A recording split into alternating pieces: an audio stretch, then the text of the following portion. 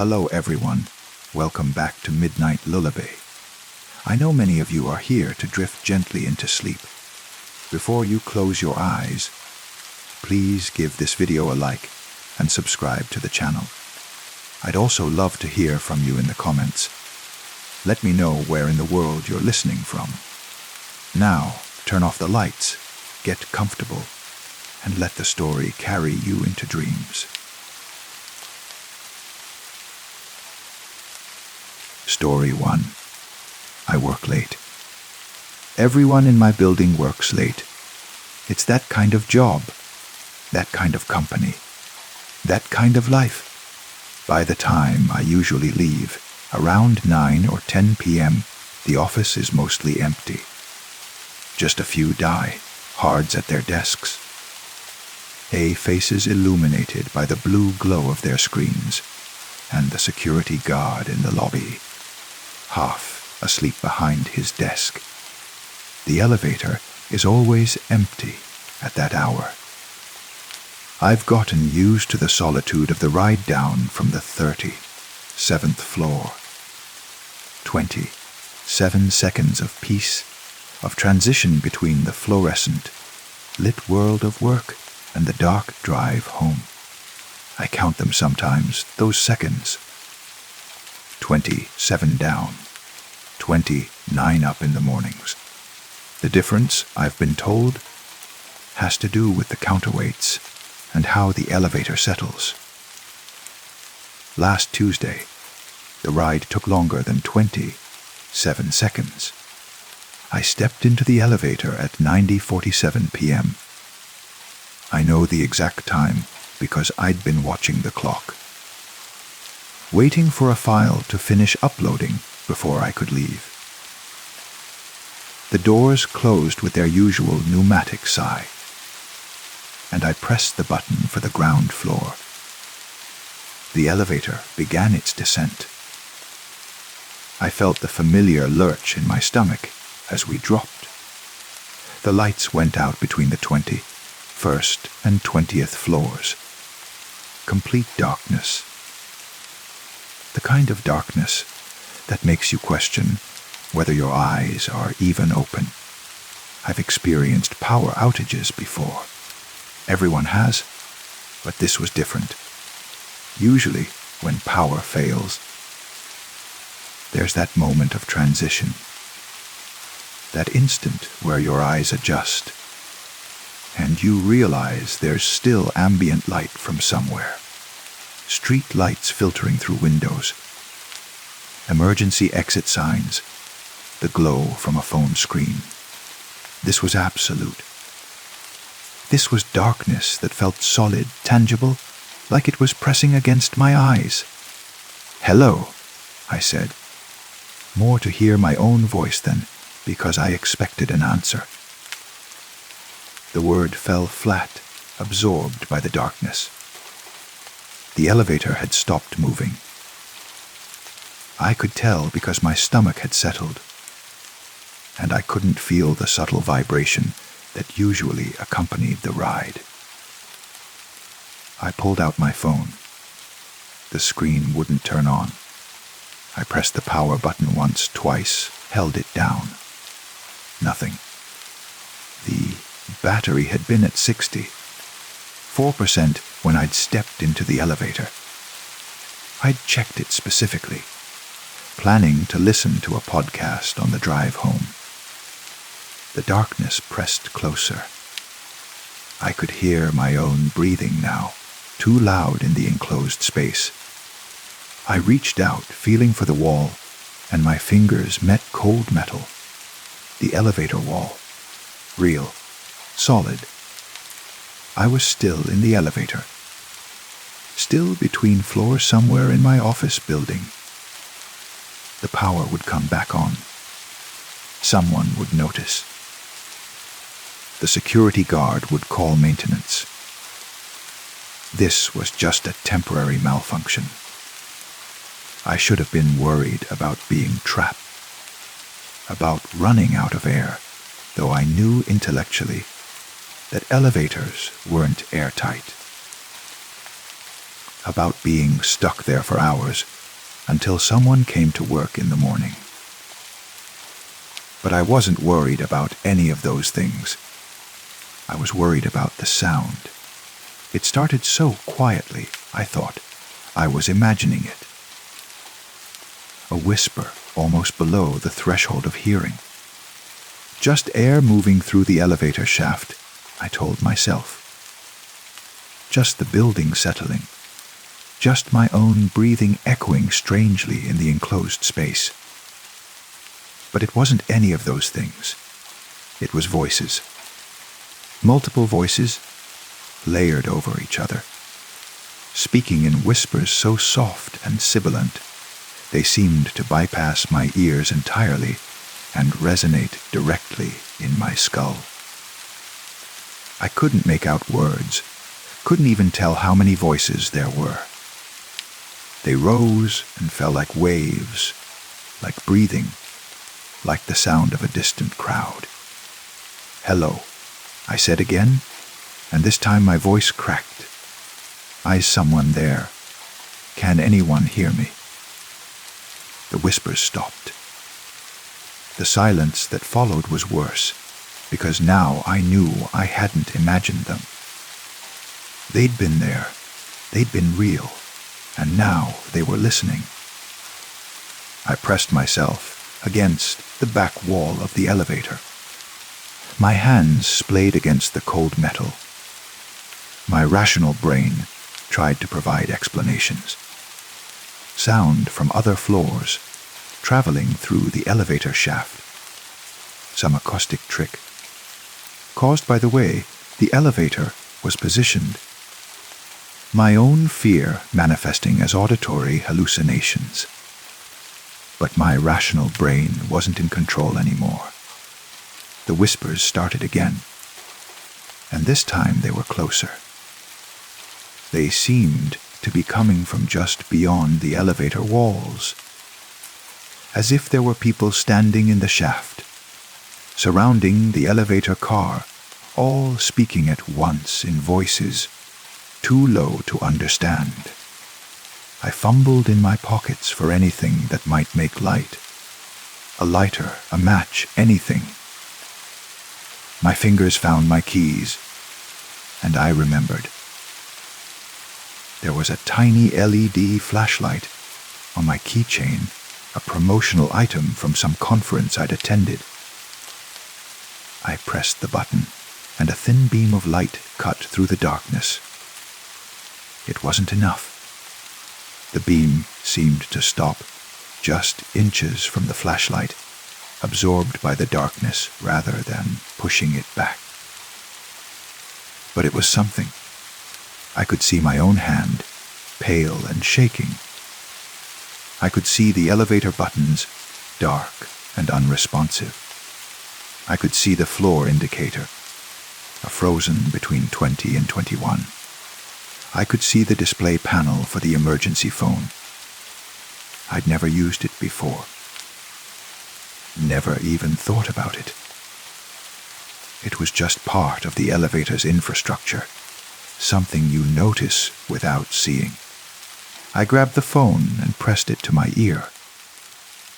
Nothing, no dial tone, no static, just silence, and underneath that silence, very faintly, the whispers again, not coming from the elevator shaft this time, coming from the phone. I dropped it, and it swung on its cord, banging against the wall. The whispers continued, clearer now, and I realized with a cold certainty that they were trying to form words, trying to communicate between. The word was barely audible, stretched thin like taffy, distorted beyond recognition. But it was a word. Someone, something, was speaking. Stuck between. My legs felt weak. I slid down the wall until I was sitting on the elevator floor, my knees pulled up to my chest, the tiny flashlight beam pointed at the ceiling. The whispers grew louder, more insistent. overlapping and echoing until they filled the elevator, filled my head. Until I couldn't tell if they were coming from outside or inside my own mind.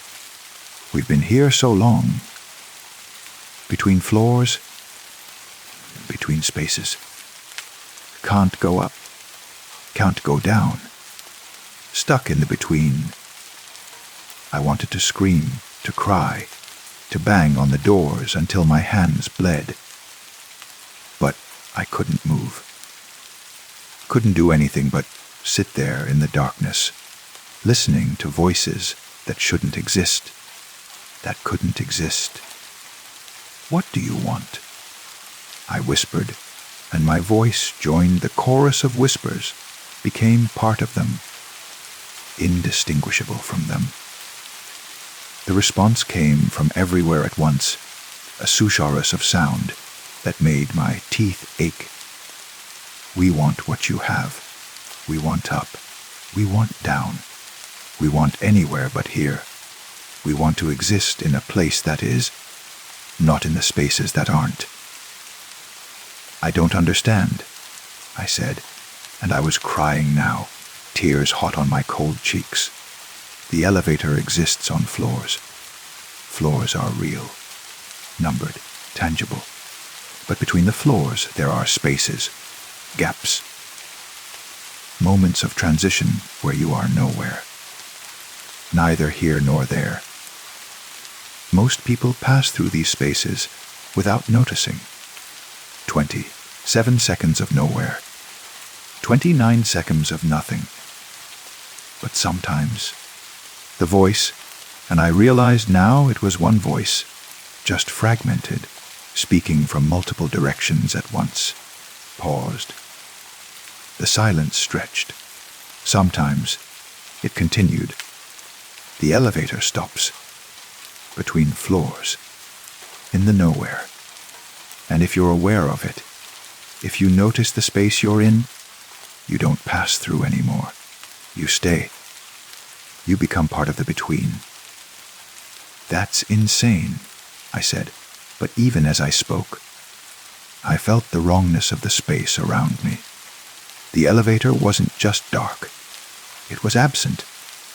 It existed in a gap, a pocket, a fold in reality where the rules were different.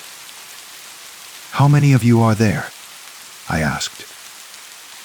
The whispers multiplied, became a roar, became a thundering silence. Hundreds of voices, thousands, all trapped in the between, in the spaces where elevators stalled, where people waited in darkness, where transition became stagnation, became eternal. We were like you, the voices said. We worked late. We took the elevator alone. The power failed.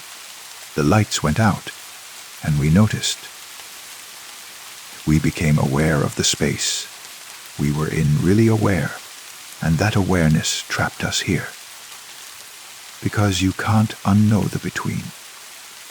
You can't stop noticing it once you've felt it. And once you're aware, you can't leave. Here my tiny flashlight flickered. The beam shrank, dimmed, and I realized the battery was dying. Soon I'd be in complete darkness again. Soon I'd have nothing but the whispers and the pressing weight of the nothing around me. How do I get out? I asked, desperate. You don't, the voices said, and they sounded sad. Or maybe that was just my interpretation. Maybe they sounded hungry. You've noticed now. You're aware. You feel the between. You understand that you're nowhere, and understanding that makes you nowhere, makes you nothing. Makes you ours. No, I said. No, that's not true. The power will come back on. The elevator will start moving. I'll get out.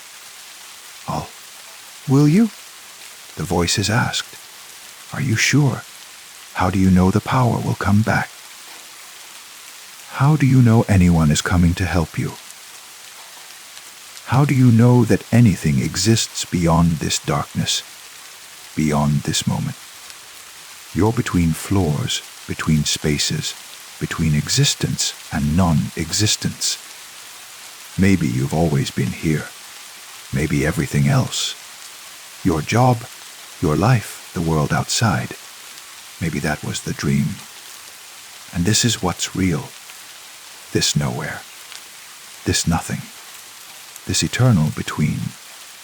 My flashlight died. The darkness swallowed me whole, and I felt myself starting to dissolve. Not physically, but conceptually. The boundaries of my body became uncertain.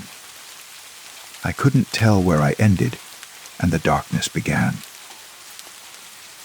I was a consciousness floating in nothing, surrounded by whispers, becoming part of the between. I don't know how long I was there. Time doesn't work the same way in the between. Could have been seconds. Could have been years. Could have been forever. But then I felt it. A lurch. A vibration. The elevator was moving again.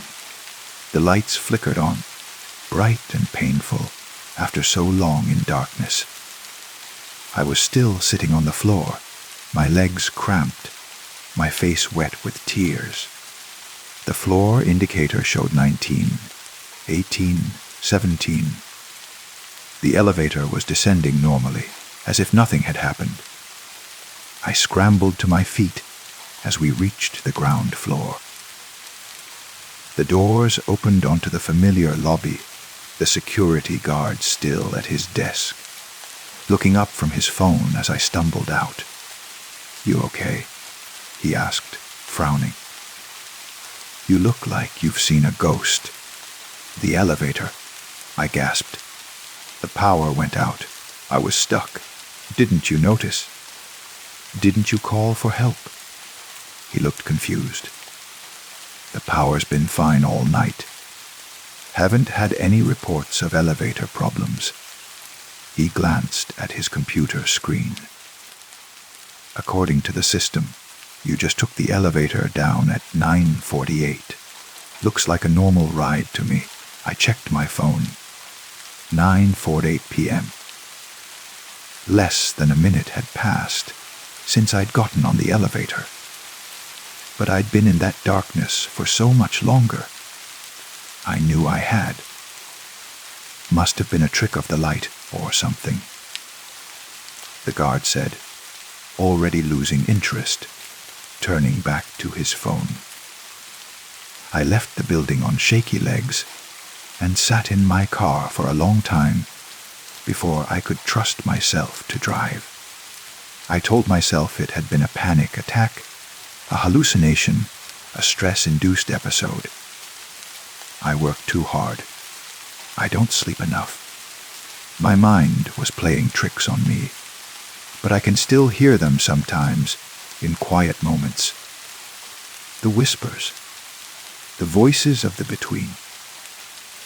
They're always there, just at the edge of hearing, reminding me that I noticed, that I became aware, that I saw the spaces between spaces and can never unsee them. I still work on the 37th floor. I still work late. But I take the stairs now, all 37 flights, climbing until my legs burn and my lungs ache. It takes 20 minutes, maybe more, much longer than the elevator. But stairs are solid.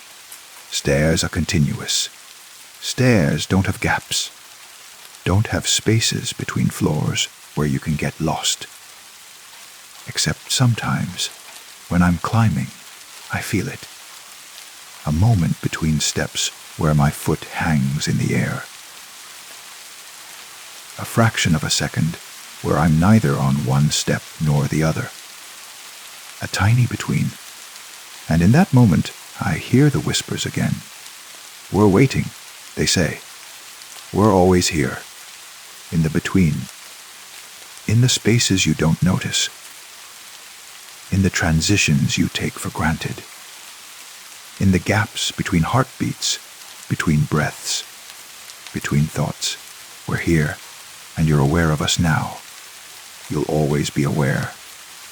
One day, they whisper, you'll notice a between you can't step out of. And then you'll join us. Then you'll be nowhere, nothing between, forever. I try not to think about it. I focus on my work, on putting one foot in front of the other, on living in the real, numbered, tangible world. But it's getting harder, because they're right. Once you notice the between, you can't stop noticing it.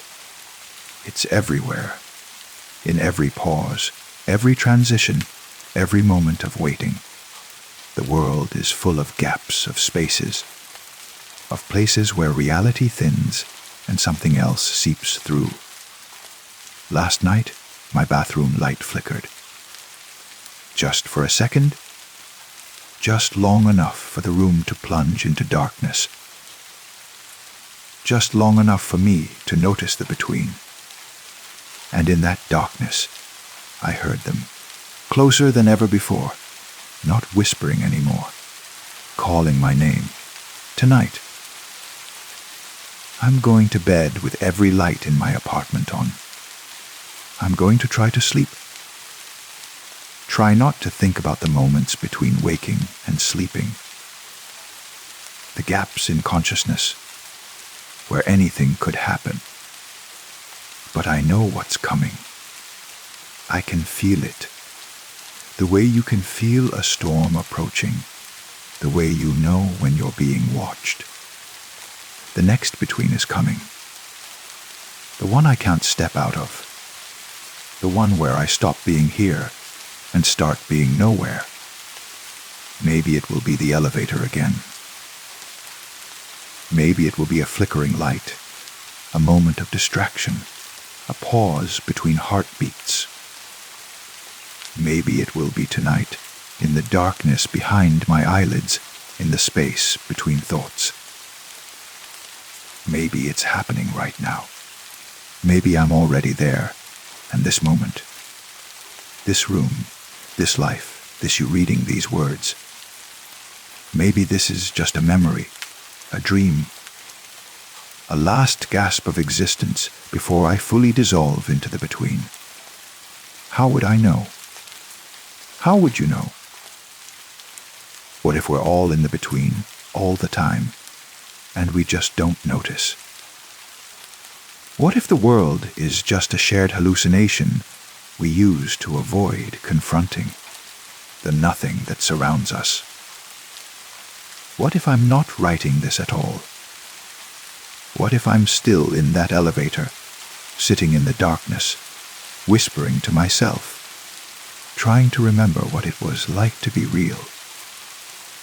The lights in my apartment just flickered, just for a second. Just long enough, I hear them now, not whispering anymore, laughing, welcoming me home, to the between, to the nowhere, to the space where elevators stop and time forgets, and nothing is all that remains. I should be afraid, but I'm just tired, so tired. Maybe it won't be so bad, being nowhere, being nothing, being between. At least I won't have to take the stairs anymore. At least I won't have to notice the gaps. At least I'll finally stop waiting for the moment when the lights go out and don't come back on. Because that moment is now, and now is forever. And forever is just another word for between. Story 2. The fire crackles softly in the hearth, casting dancing shadows across the walls of my study. I've always found comfort in these autumn evenings, wrapped in my grandfather's old reading chair, a book open on my lap, the world reduced to this small circle of warmth and light, Outside, rain taps gently against the window panes, a rhythm as old as time itself. I'm not really reading tonight. The words blur together, meaningless. Instead, I watch the flames perform their ancient dance, orange and gold flickering against the blackened brick. There's something hypnotic about fire, isn't there? The way it moves with such purposeful chaos, never repeating the same pattern twice. That's when I first see it. A face. Not the random arrangement of light and shadow that sometimes tricks the eye into seeing patterns where none exist. This is distinct, deliberate. A woman's face formed in the heart of the flames, her features sculpted from living fire. Her eyes are dark hollows, her mouth open in what might be speech or might be a scream. I blink hard, shake my head slightly. When I look again, she's still there. If anything, clearer now. Her lips are moving. I lean forward, my book sliding forgotten to the floor. The fire pops, sending a small shower of sparks up the chimney. The face remains flickering but persistent, and now I can almost hear something beneath the crackle of burning wood. A voice, thin and distant, like someone calling from very far away.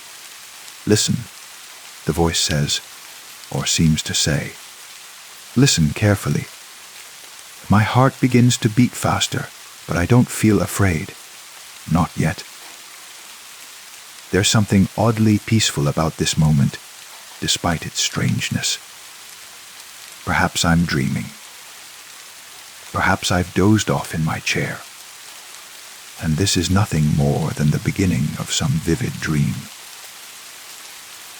But I don't feel asleep. The woman's face in the fire grows more defined. I can see the curve of her cheekbones now, the shape of her nose. She looks young, perhaps 30, with an intensity in those hollow eyes that makes me unable to look away. 3 days, she says, and this time I definitely hear it. Her voice interweaving with the sound of the fire itself. You have 3 days. 3 days until what?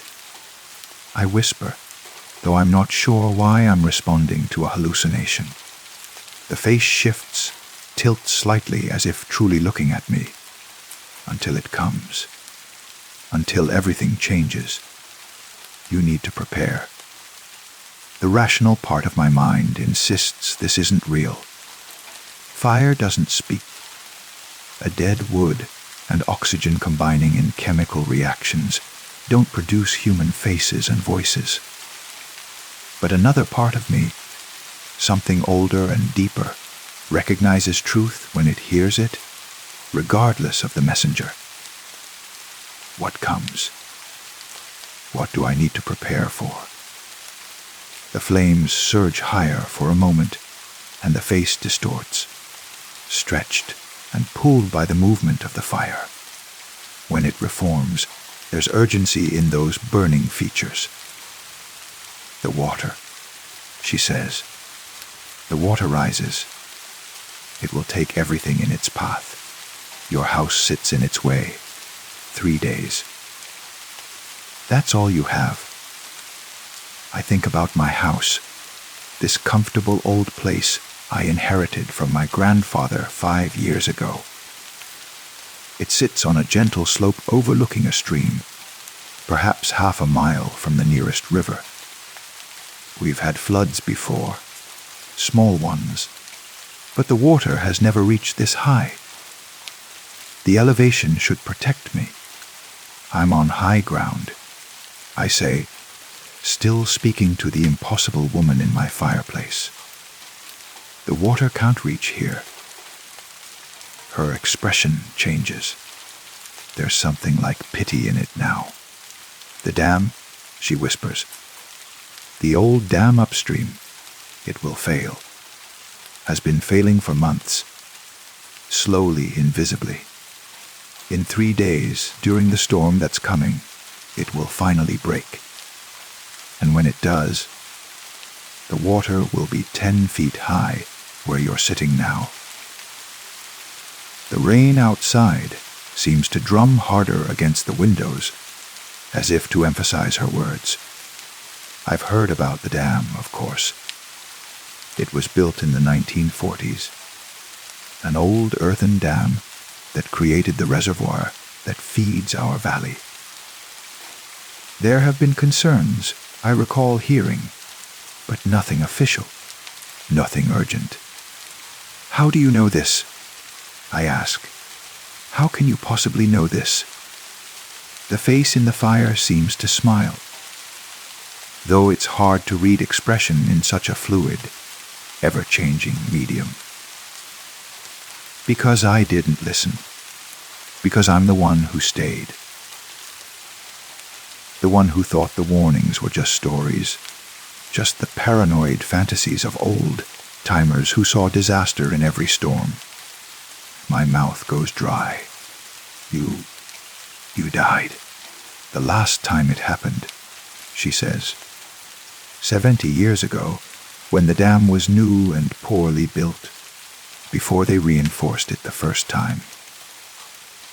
I was young then. I had just moved into the old garrison house, down by the bend in the river. Everyone said it was foolish to build so close to the water, but the view was beautiful, and I was stubborn. She pauses, and for a moment I can only hear the fire crackling, the rain falling, my own heart beating in my chest. They warned me, she continues. Old Thomas Wright, who lived up on the hill. He came to my door 3 days before it happened and told me the dam was groaning, that he'd seen water seeping through in places it shouldn't.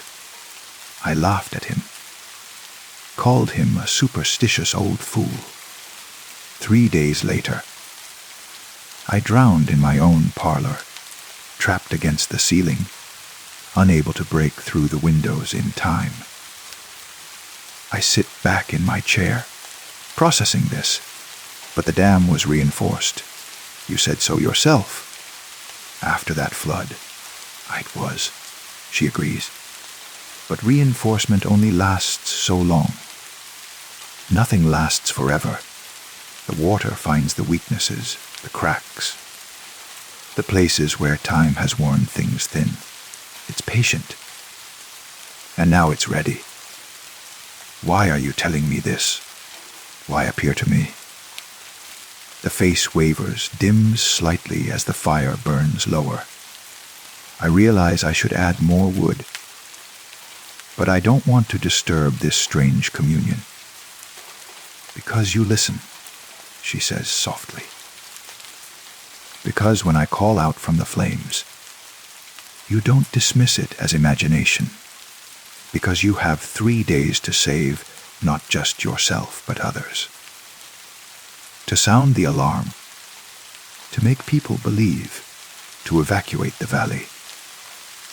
I think about this responsibility she's placing on me. Who would believe such a story? A face in the fire told me the dam will fail. I'd be laughed out of every official office in the county. As if reading my thoughts, she speaks again. Go to the dam tomorrow. Walk the base of it on the downstream side. You'll see the seepage yourself. You'll see the cracks in the concrete of the spillway. You'll see the evidence that your rational mind can accept. But you won't have much time to convince anyone else. The storm arrives tomorrow night. You said 3 days. 3 days until it breaks. 1 day until the storm begins. The rain will fall for 2 days straight, heavy and unrelenting, filling the reservoir beyond its capacity. On the third night, the dam will fail, just after midnight. Most people will be asleep. The weight of this knowledge settles on me like a physical thing. I think about my neighbors, the families in the valley below, the old folks who've lived here their entire lives. Mrs. Chen in the house with the blue shutters. The Patterson family with their 3 young children.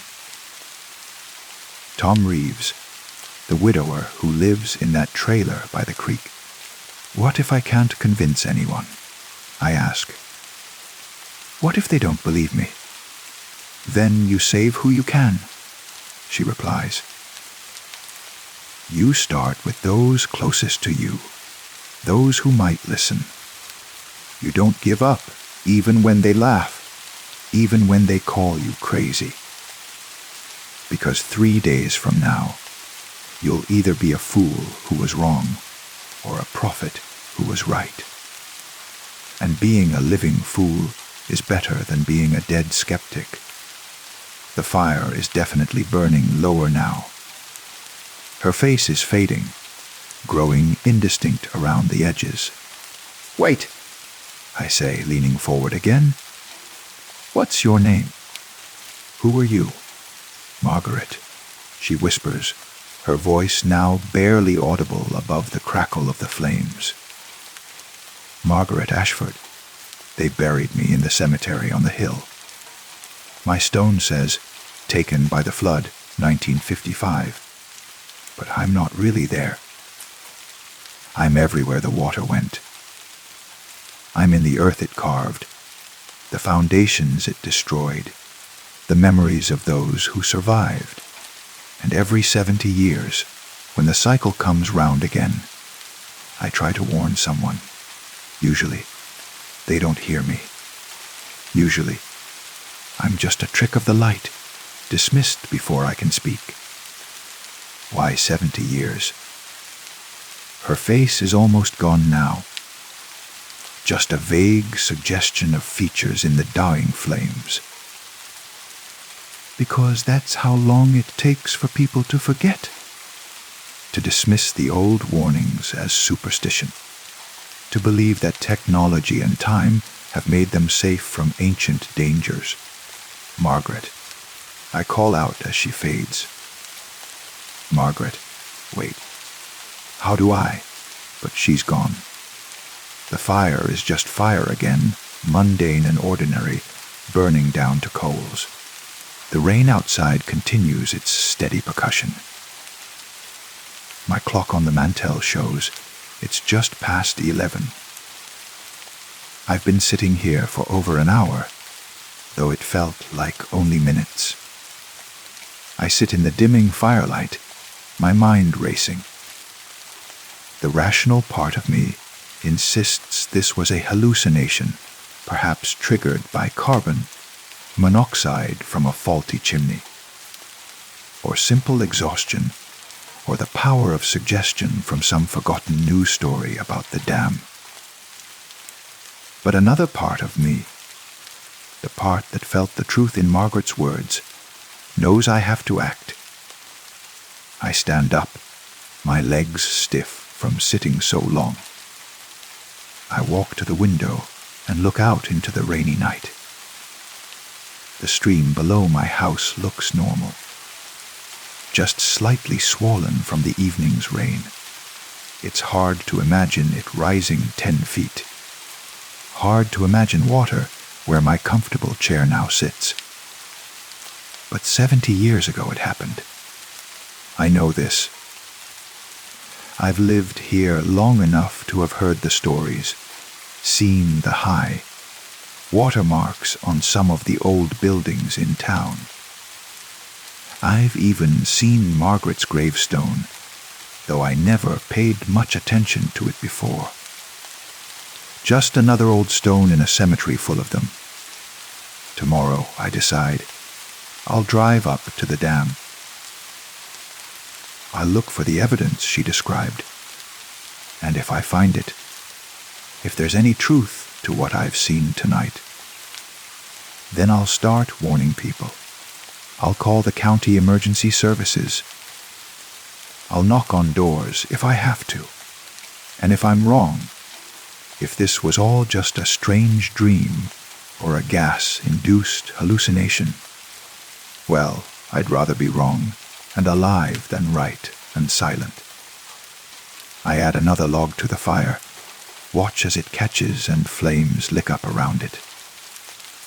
I study it carefully, looking for any sign of faces or figures in the dancing light. But there's nothing. Just ordinary fire, behaving as fire does. I settle back into my chair, but I know I won't sleep tonight. Instead, I'll sit here and watch the flames and listen to the rain and think about water rising in the dark, about dams that hold back more than just rivers, about warnings that come from the most unexpected places. The fire pops and hisses, the rain falls, and somewhere upstream, in the darkness, an old dam holds back millions of gallons of water, its concrete and earth weakening, preparing for a failure 70 years in the making.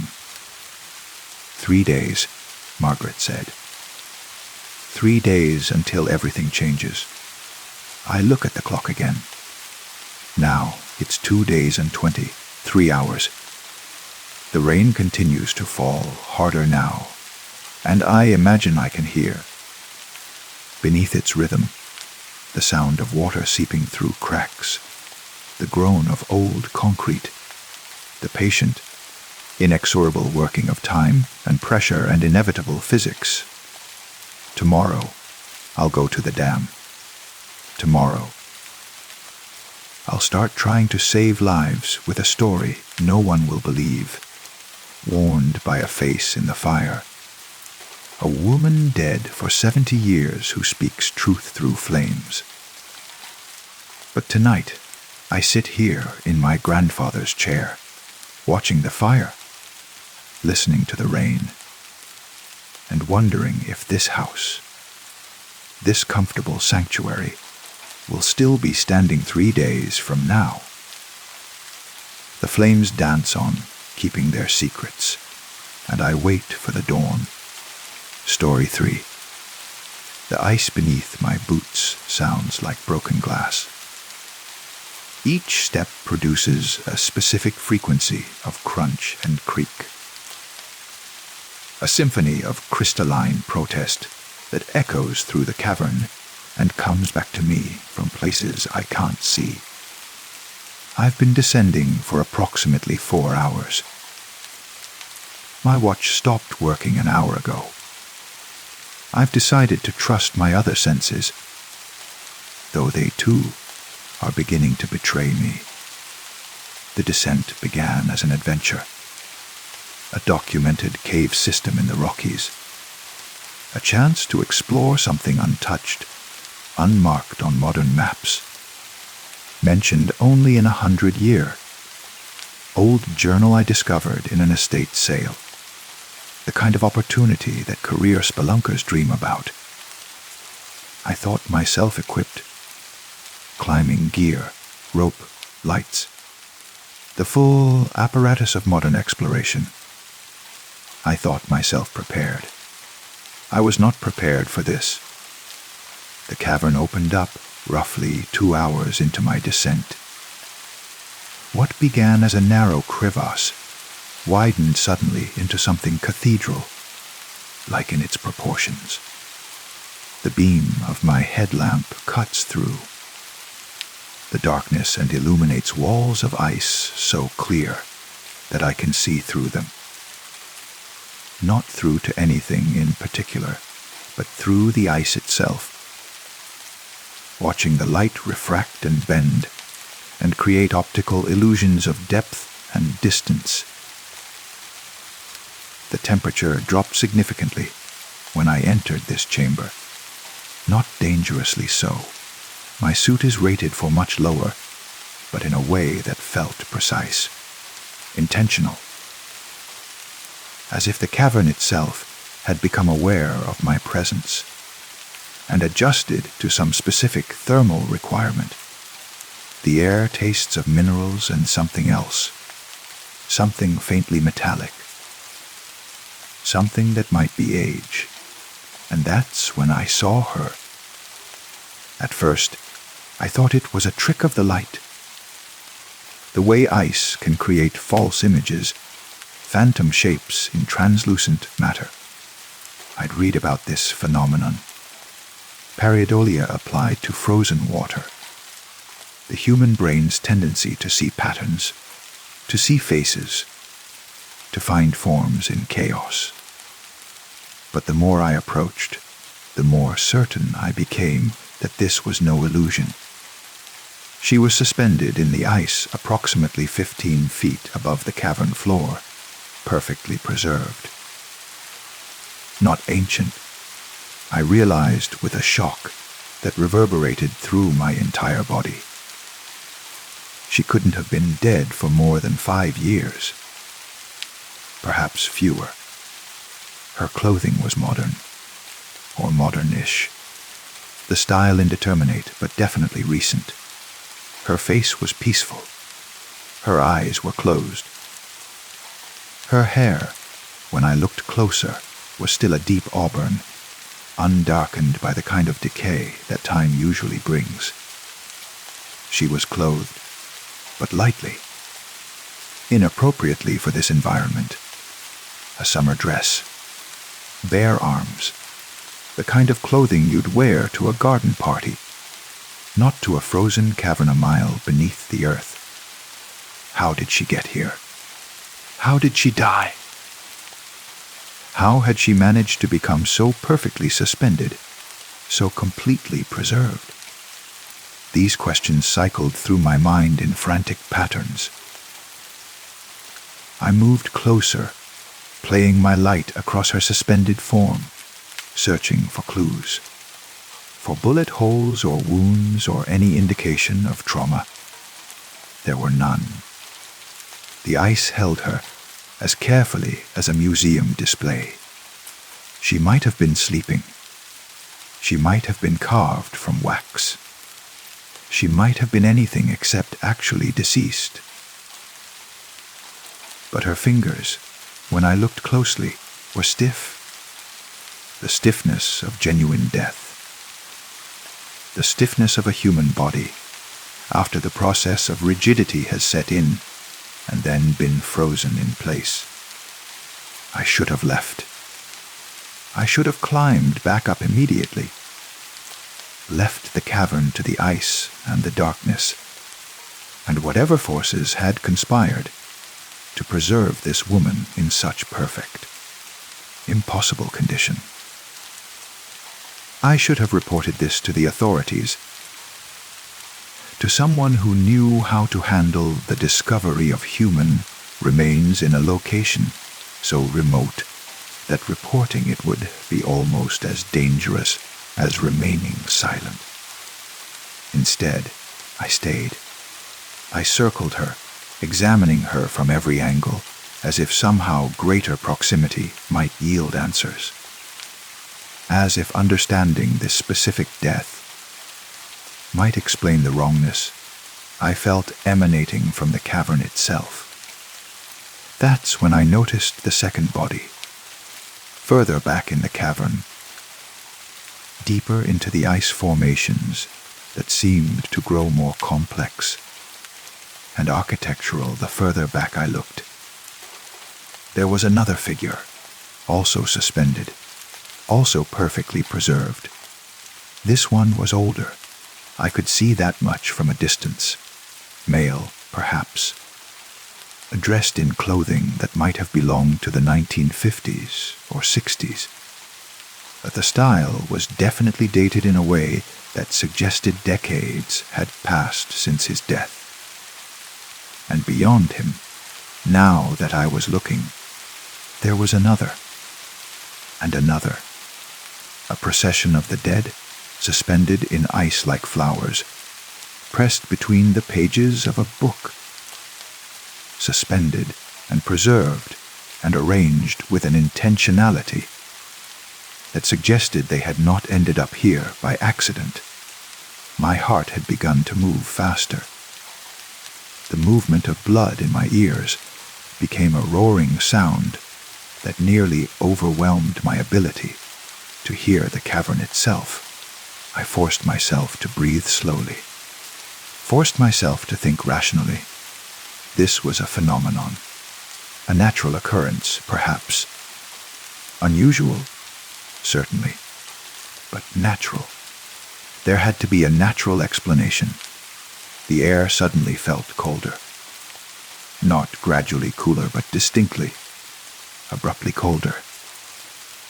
Like stepping through a threshold from one climate to another. My breath, previously visible in small clouds, suddenly became white plumes that hung in the air. The ice beneath my boots felt harder, more resistant. The crystalline sound of my steps changed pitch and frequency, and then I heard it. A sound like wind, but wrong. Wind doesn't move through caverns in ways that sound like breathing. Wind doesn't pause and resume. Wind doesn't seem to have intention or purpose. But this sound, this had both. I spun my headlamp in the direction of the sound. The beam caught nothing but ice walls and suspended corpses. But I could feel it now. A presence. Not a physical thing, but something nonetheless. Something that moved through the cavern with me. Something that had been in the ice the entire time. Watching, assessing, judging whether I should remain or leave. One of the suspended bodies, the woman in the summer dress, seemed to have moved. Just slightly. Just enough that I wasn't certain whether she'd actually moved or whether I'd imagined it. But her head, which had been tilted slightly to the left, now seemed to face more directly forward. Toward me. I moved quickly away from her, positioning myself deeper in the cavern. My logic told me this was the wrong decision. The entrance was behind me. Moving deeper meant moving further from safety. But my instincts, that primal, rational part of my brain, insisted that I needed to move deeper, that the thing in the ice wanted me to go deeper. The cavern floor began to slope downward at a steep angle. I descended carefully, my rope secured to outcroppings of ice that felt unstable under my hands. The temperature continued to drop. My breath now came in thick white streams. My fingers were beginning to lose sensitivity despite my gloves. Behind me, I could hear something moving. Not the sound of my own footsteps, but something separate. Something larger. Something that seemed to be moving through the ice itself, as if the frozen water had become as permeable as air. The sound was slow and deliberate, unhurried. The sound of something that knew exactly where I was and had no need to rush. I switched off my headlamp. I don't know why I did this. In a dark cavern, turning off your only source of light is the definition of irrational. And yet, I was certain that I didn't want to see what was moving through the ice. That there were some things that could be endured if you didn't look directly at them. Some things that had a harder time manifesting if they weren't observed. Darkness swallowed me completely. Not metaphorically, but actually. The darkness of places so deep that light becomes a memory rather than a present reality. I moved forward by touch and instinct, my hand tracing the ice wall, my feet careful, but committed to forward motion. And as I moved through the darkness, I became aware of details my eyes had missed.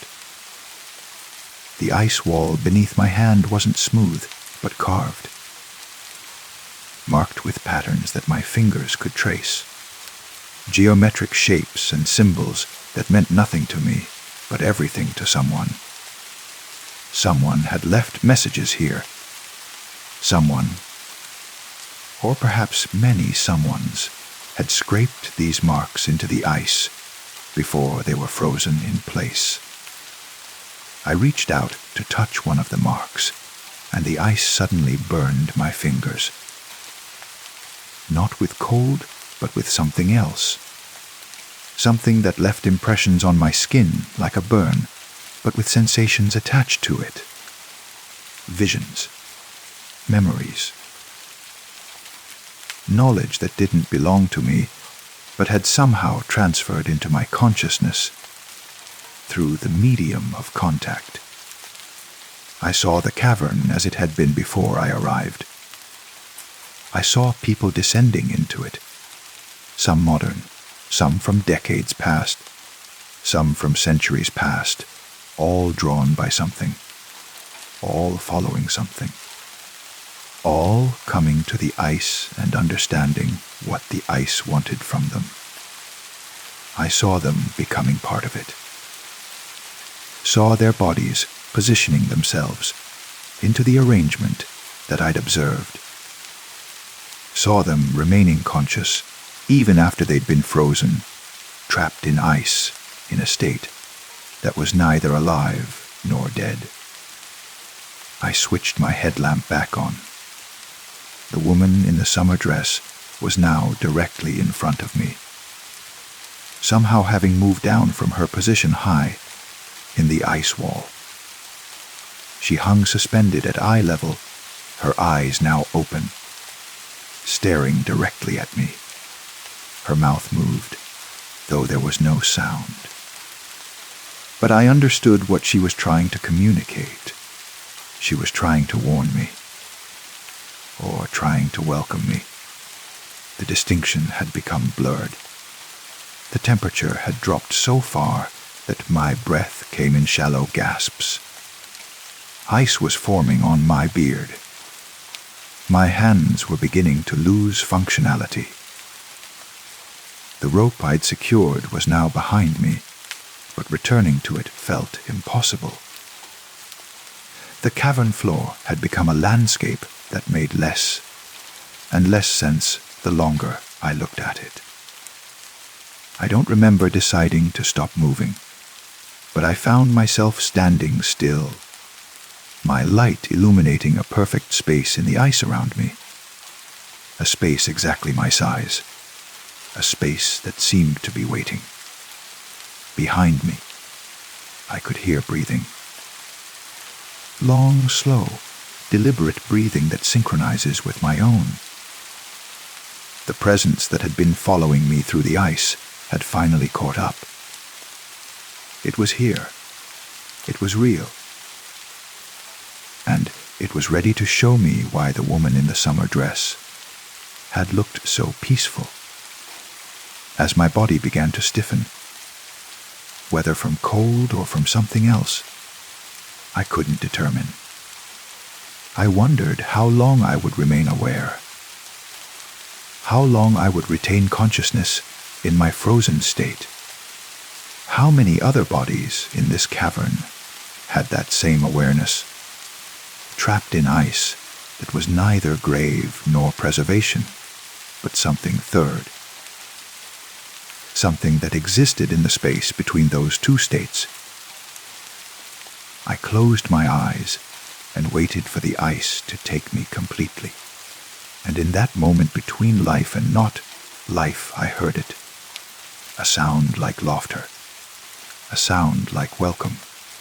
A sound like invitation. The cavern welcomed me into its collection. And in the darkness beneath the ice, I ceased to move at all, Story 4. The gate to the community garden opens with a soft click, though I don't remember pushing it. The hinges don't creak. I've never heard hinges here that creak. The gate simply closes behind me with that same gentle finality, and I'm inside. It's 2 a.m. I checked my phone before entering, and the timestamp was quite clear on that point. 2 a.m. on a night when I should be sleeping, but sleep has become difficult lately. My therapist would call this a manifestation of anxiety, a symptom of a mind unable to find rest. She might even be right. But I'm increasingly convinced that my insomnia is not a symptom of a disorder, but a response to something real, something that lives in this garden, something that has learned my schedule better than I've learned it myself. The garden is beautiful in the moonlight. This is the first thing anyone would notice about it. The beauty, the way the plants seem to glow with their own luminescence, as if they've absorbed sunlight during the day and now emit it in the hours of darkness. The roses are particularly luminous tonight. The roses always are on nights like this. I can identify approximately 40 different species of plant life in this space. Though I'm not a botanist by training, I work in accounting, a profession that has trained my eye to notice patterns and numerical sequences rather than botanical classifications. And yet, over the months of my nighttime visits to this garden, I've somehow acquired knowledge I never sought. Names have come to me. Properties have revealed themselves. Information has settled into my consciousness like sediment in water. The roses tonight are an unusual color, somewhere between crimson and purple, a hue that I don't believe occurs naturally in rose genetics. They smell of honey and copper. When I bend close to one, I can see that the petals are slightly translucent. Backlit by the moon, they seem to contain light rather than simply reflect it. I shouldn't touch them. I've learned this lesson through methods I prefer not to recall in detail, but the urge to touch them is always present, always strong. It's a compulsion that arrives with my insomnia, and I've become increasingly uncertain about whether the insomnia is causing the compulsion, or if the compulsion is causing the insomnia. On my last night here, 2 nights ago, I witnessed something that has occupied my thoughts with remarkable persistence. A woman approached the garden just as I had. She came through the gate with the same reluctance and inevitability that characterizes my own visits. She was older than me, perhaps in her 60s, with gray hair and the kind of purposeful walk that suggests a person who has learned to navigate the world despite great internal turmoil. She went directly to the roses, as if following a map written into her consciousness. She reached out her hand, and I thought to call out a warning. I opened my mouth to speak, but before any sound could emerge, she touched one of the flowers. It wasn't violent, the way she burned. There were no screams, no thrashing, no conventional signs of agony. Instead, it was almost graceful. Her body simply began to emit light. Not the light of fire, though fire was involved. It was something else. light that came from inside her, radiating outward, as if every cell in her body had suddenly become incandescent. She stood perfectly still as it happened. Her face remained serene, almost peaceful, even as her body transformed into a column of radiance. The light continued to intensify for approximately 5 seconds, and then she was gone. Not burned away, precisely. It seemed as if she had transformed into light itself, had converted every aspect of her physical being into pure illumination. And the roses, where she had touched them, had briefly bloomed. Flowers that weren't there before suddenly appeared, fresh and luminous. The garden had consumed her and been nourished by the consumption. The garden had taken something of her and produced something beautiful in exchange. I didn't leave that night. I should have. Every rational part of my mind insists that I should have. But I remained, watching as the new roses gradually faded back to their normal colors, and the glow that had characterized my visitor gradually transferred to the surrounding plants. I tried to call the police the next day, but I didn't know what to report. A missing person. I didn't know her name. An assault. There were no witnesses. A strange occurrence in a public garden. The officer I reached would have been perfectly justified in discontinuing the call. I disconnected before they could dismiss me. They might have tried to help. I didn't want help. Help would have required explanations that I didn't have. Tonight, the garden seems to be waiting. The plants arrange themselves with careful attention, creating patterns and pathways that guide me deeper into the space. I follow these pathways not because I choose to, but because the alternative, ignoring them, has become increasingly difficult. The air tastes of nectar, not the pleasant floral sweetness that you might encounter in a perfumery, but something more primal. Something that speaks to ancient parts of the brain, the parts that remember when flowers were the only food available, and every petal was a treasure to be hoarded. I see other people tonight. They move through the garden with the same dreamlike quality that characterizes my own movements. They seem to perceive me, or perhaps they're perceiving something else through me. A man in a business suit is studying the night, blooming jasmine with an intensity that suggests religious devotion.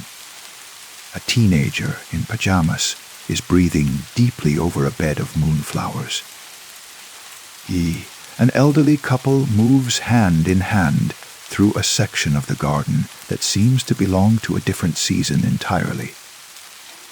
There, flowers that bloom only in spring have materialized, creating a pocket of temporal dissonance in the midst of autumn darkness. None of them speak. None of them acknowledge each other. We move like satellites in stable orbits, following paths that have been determined by forces beyond our comprehension or control. The garden has expanded tonight. I'm certain of this, though I can offer no logical explanation for how an expansion of space could occur within a bounded area. The pathways lead to sections I've never seen before, though they feel simultaneously ancient and newly discovered. There's a greenhouse I don't remember, constructed of glass so clear it's almost invisible. Inside, Plants grow that bear no resemblance to any botanical species I've ever encountered. They have too many petals. Their stems move independently. Their flowers produce sounds, not the rustling of leaves, but deliberate vocalizations. Calls, signals, communication in a language that predates human language. I approach one such plant, drawn by a curiosity that has become inseparable from compulsion. The flower is the size of my hand, with petals arranged in a spiral pattern that seems mathematically precise. As I watch, the petals begin to unfold, revealing an interior structure of impossible complexity. Within the flower, I can see what appears to be memory, images, moments, scenes from lives that were lived and then ended in this space. I see the woman in the summer dress, the one I witnessed 2 nights ago. She's standing in this garden wearing the same dress, and she's smiling.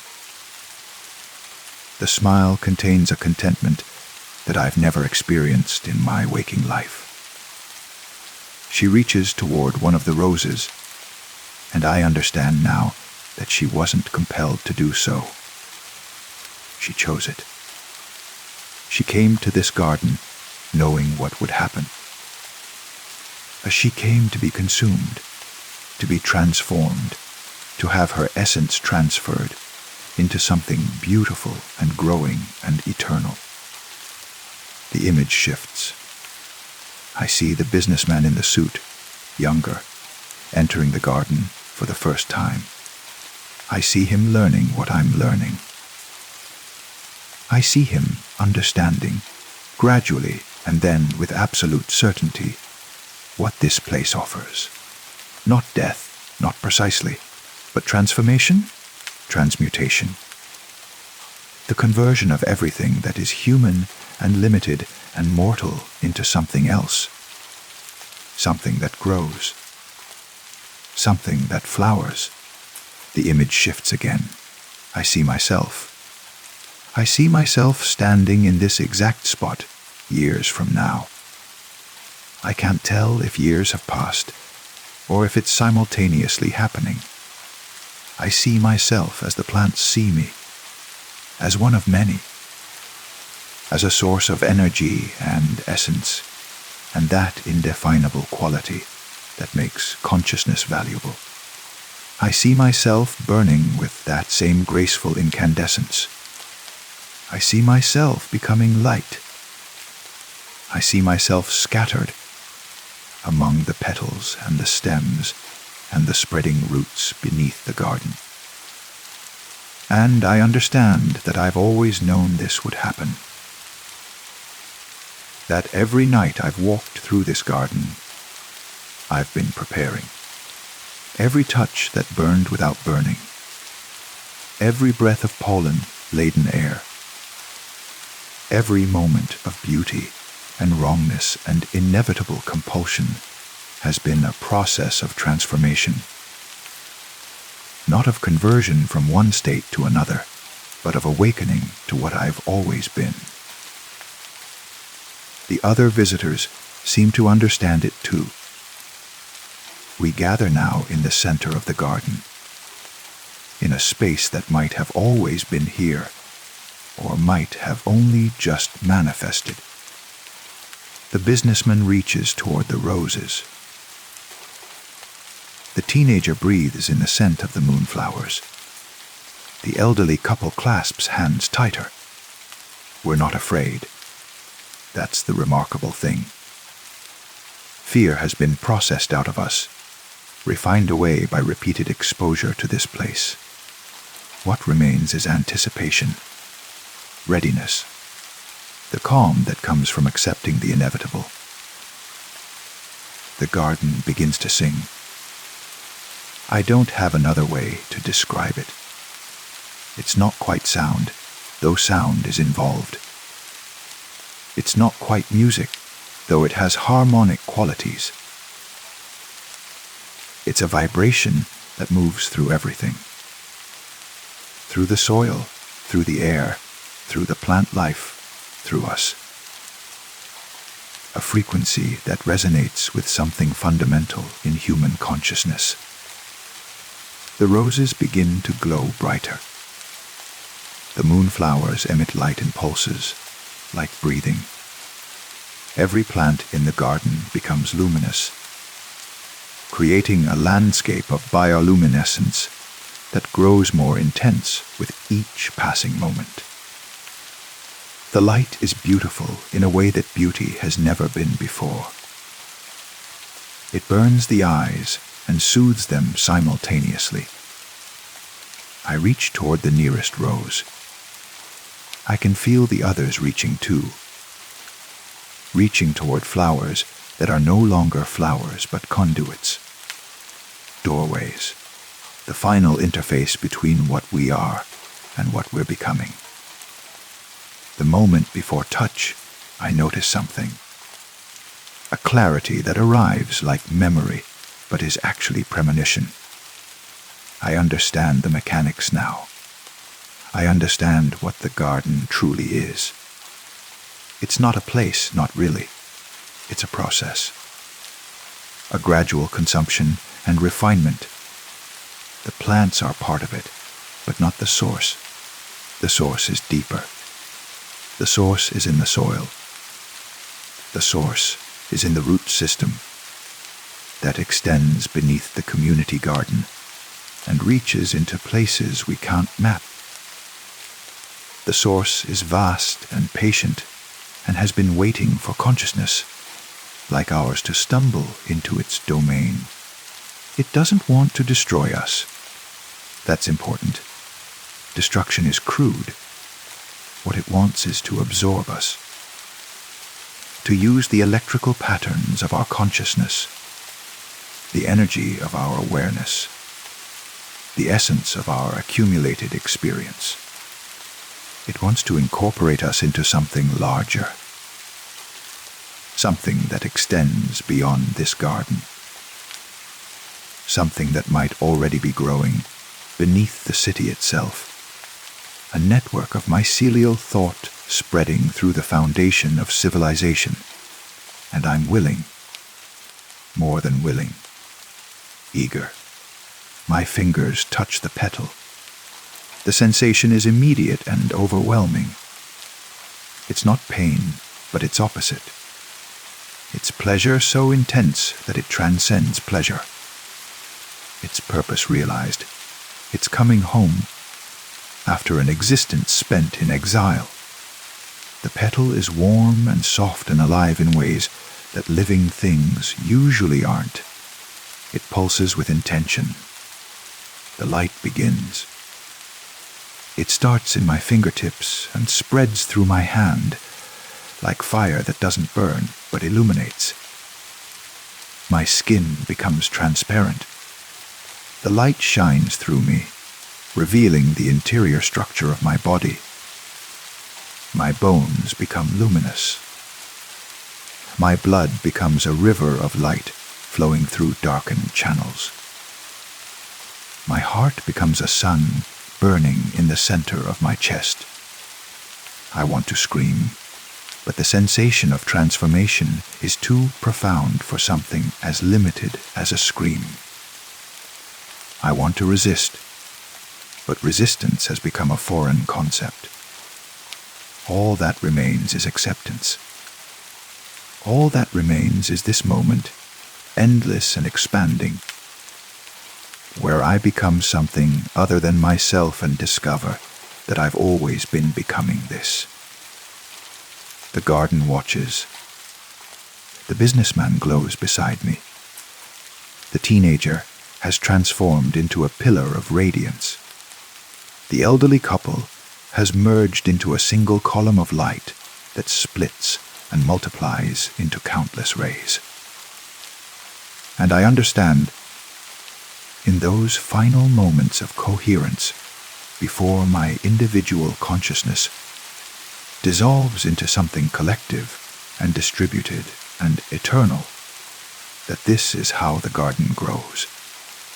not through soil and sun and conventional biology, but through visitors, through the accumulated consciousness of those who enter seeking peace and find transformation instead. The roses bloom. They bloom with colors that don't have names. They bloom with fragrances that carry memories not my own. They bloom and they bloom and they bloom, and in their blooming I exist. I am the rose. I am the light. I am the soil. I am the root system extending into impossible depths. I am becoming the garden. And somewhere, far above the soil, a new visitor approaches the gate. They're drawn by insomnia. They're drawn by dreams they can't quite remember. They're drawn by the same compulsion that brought me here. And the businessman, and the teenager, and countless others before us. The gate opens for them with a soft click. The garden awaits, and in the spaces between the petals, in the chambers of the flowers that bloom only at midnight, I think, I remember. I exist in a way that transcends living and dying, burning and cooling, individual and collective. I am the garden's thought. I am its dream. I am its hunger, eternally satisfied and eternally consuming. The roses will bloom through the night, and when morning comes, there will be no evidence of our passage. The gate will be locked. The soil will appear undisturbed. The flowers will look perfectly ordinary in the daylight, waiting for the next group of insomniacs, the next collection of those who cannot sleep, the next offering of consciousness to the vast and patient intelligence that grows beneath the earth. And I will be here. We will be here. In the roots and the stems and the unfurling petals of flowers that bloom only in darkness, waiting, calling, welcoming the next visitors into the beautiful, burning garden. Story 5. The fluorescent lights hum above me. That familiar, almost alive sound that I've grown accustomed to over the years. I'm sitting in the third car of the last train heading downtown. My reflection staring back at me from the darkened window opposite.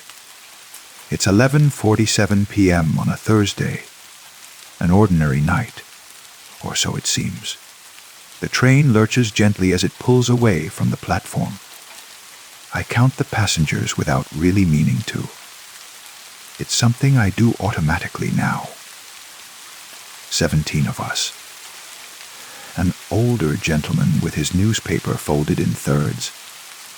A young couple holding hands with their eyes closed, as if sharing a private dream.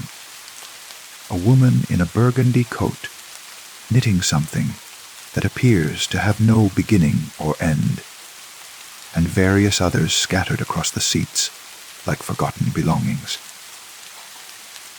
The fluorescent buzz continues its endless song. I should be tired. I've worked the evening shift. My feet ache in a way that feels almost comfortable, familiar as an old injury. But something tonight feels different. There's a quality to the silence between the train's mechanical sounds. A pregnant pause, as if the very air is waiting for something. The train passes through the tunnel. The motion is so fluid, so rhythmic, that I feel myself drifting. My eyelids grow heavy. The hum of the lights becomes hypnotic. And then, without warning, we stop. Not at a station. Not between stations, precisely. This feels different. The doors remain closed. The lights flicker once, twice. 3 times. In that stuttering darkness, I think I see something move across the window beside me. A shadow, a shape. But when the lights stabilize, there's nothing there but my own confused reflection. Technical difficulty, I tell myself, happens all the time. But I notice something then. Something I should have noticed immediately. The silence.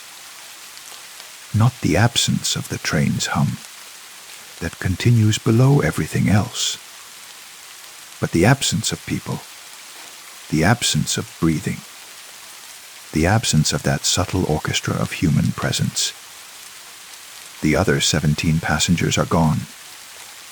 I stand slowly, my heart beginning to move in a way that feels less like fear and more like curiosity. That's always been my weakness. Curiosity over self-preservation. The aisle stretches before me.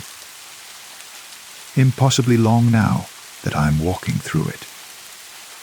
The newspaper the old man was reading still rests on his seat. The knitting needles lie on the floor, tangled with strands of something that might be yarn, but in this light looks almost like hair. There's a wet smell now, petrichor, like rain on concrete, but mixed with something metallic, something old.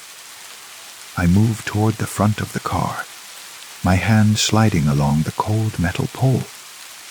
The texture feels wrong somehow. Too smooth, or perhaps too warm. I pull my hand away.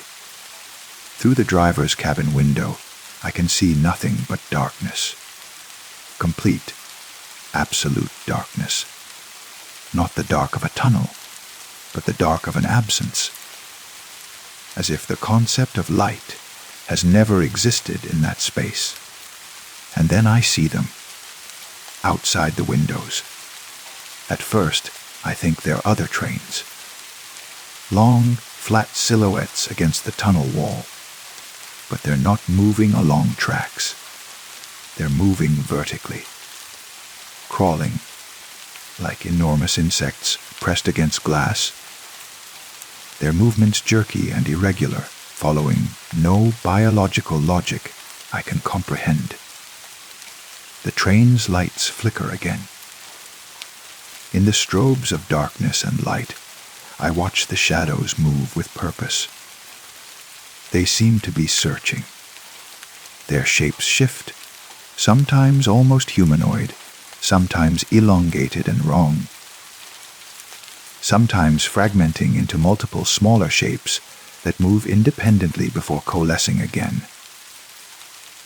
I move backward, away from the window. My breathing has become shallow. This is when I should feel panic, shouldn't it? This is when the rational mind surrenders to fear. But instead, I feel something else. A strange calm.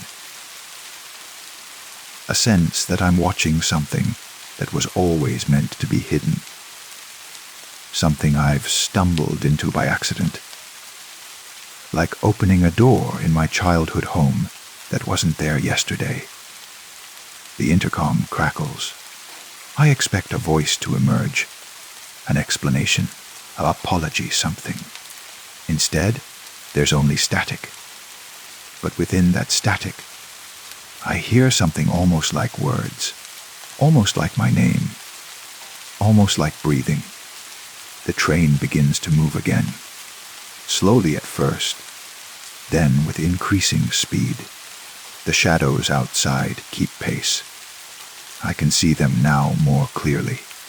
They have joints, I think, multiple joints, bending in ways that suggest flexibility beyond what any vertebrate frame could achieve. And where I thought I saw hands before, I now see something else. Something that might be grasping, or might be reaching, or might be simply existing in a state of perpetual motion. The couple that was holding hands is back in their seats. I didn't see them return. They sit with their eyes open now, staring straight ahead at nothing, their hands no longer touching. As the train accelerates, they don't move. They don't blink. They don't seem to recognize my presence as I pass them. The old man is still reading his newspaper. The headlines are impossible to read. The text seems to move. Or perhaps my eyes can't quite focus on it properly. And the woman in the burgundy coat continues knitting, her needles clicking in a rhythm that almost matches the train's motion. But when I look at what she's making, I can't discern any progress. It looks exactly as it did before, unbeginning, unending. "Hello," I say. My voice sounds strange in this space, too loud and too small simultaneously. None of them respond. None of them even acknowledge that I've spoken. The train moves deeper into the tunnel. Or is it moving forward at all? The sensation of motion continues, but the tunnel beyond the window remains static. Or perhaps I'm not moving. Perhaps the tunnel is moving past me. The distinction becomes difficult to maintain. Hours might pass. Minutes might pass. Time feels negotiable here, something to be discussed rather than experienced. The fluorescent lights continue their hypnotic hum. The shadows outside continue their vertical crawl, keeping pace with the window. And I sit, and I stand, and I move through the car, he observing the passengers who were never really passengers at all. At some point, I notice that I can't remember why I boarded this train. I can't remember where I was going. The destination has become irrelevant, replaced by something else. The realization that I've always been on this train, that I board it every night and forget about it every morning, that the other passengers, or the things wearing passenger shapes, are waiting for something. Perhaps waiting for me to understand, perhaps waiting for me to become like them. The lights flicker again, and again, and again. Each flicker lasts fractionally longer than the last. In those moments of darkness, I hear it more clearly, that almost voice in the intercom.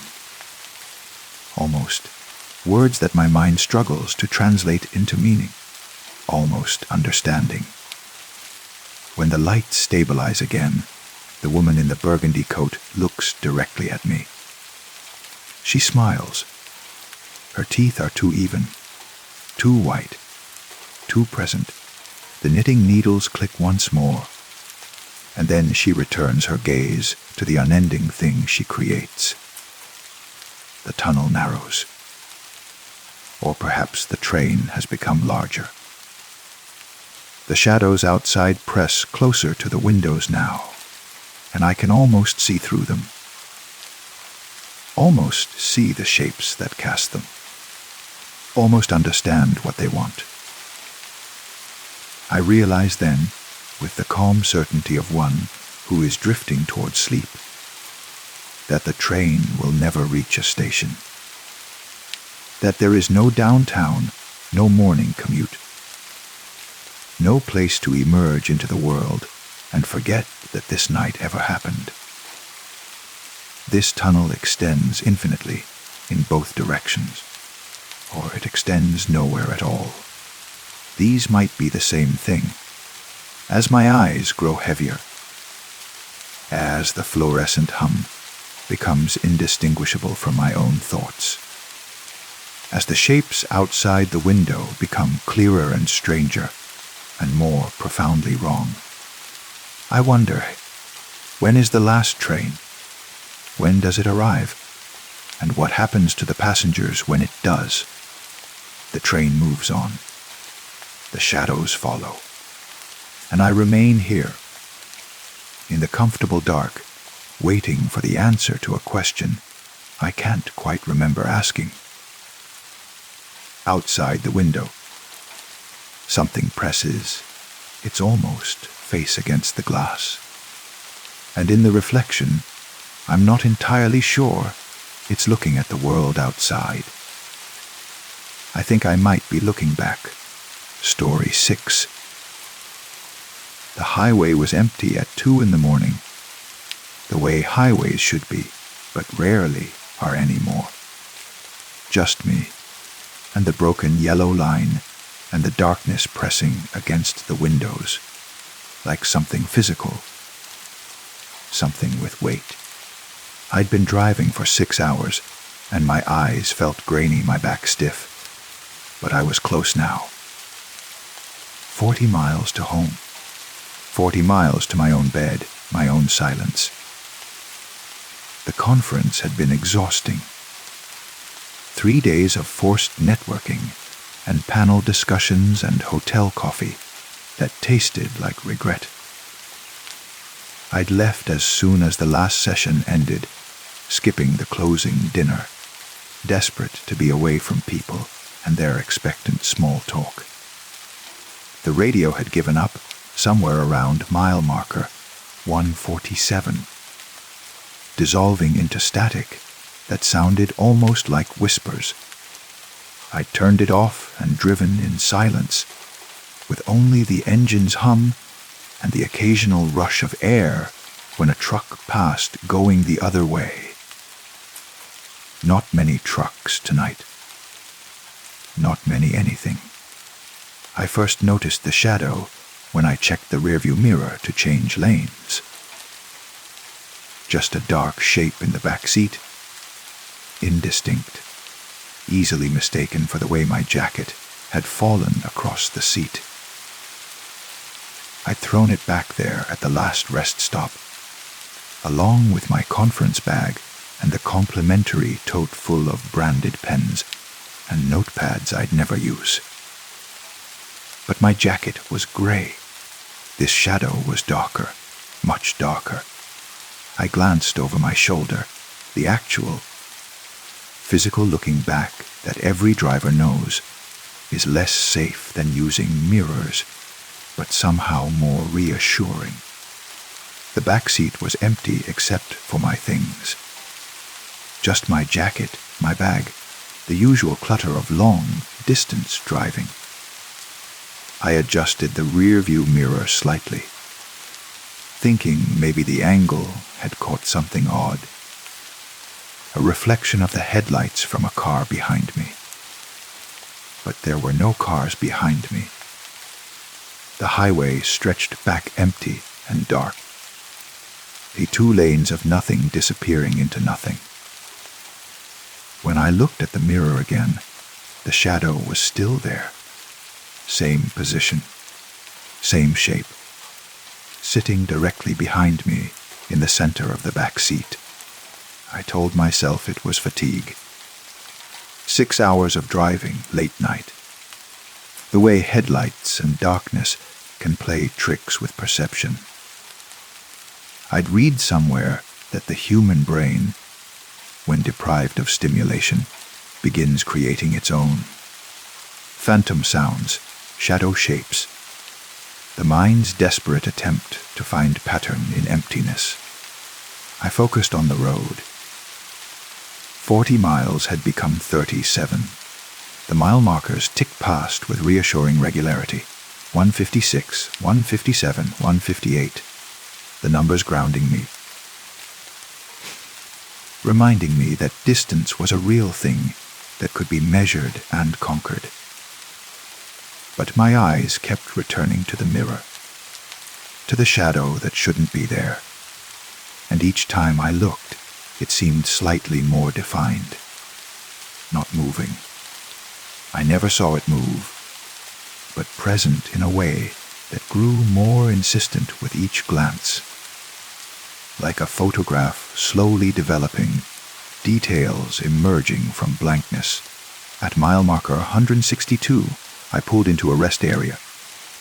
It was one of those minimal stops. Just bathrooms and vending machines and a few picnic tables under harsh fluorescent lights that attracted clouds of moths. My car was the only vehicle in the lot. I turned off the engine and sat in the sudden silence, my hands still gripping the wheel. The light from the rest area washed into the car, bright and clinical. I turned in my seat and looked directly at the back. Empty. Completely empty. My jacket lay crumpled where I'd left it, my bag tilted against the door, a half-empty water bottle in the cup holder. Nothing else. No shadow, no shape, no presence.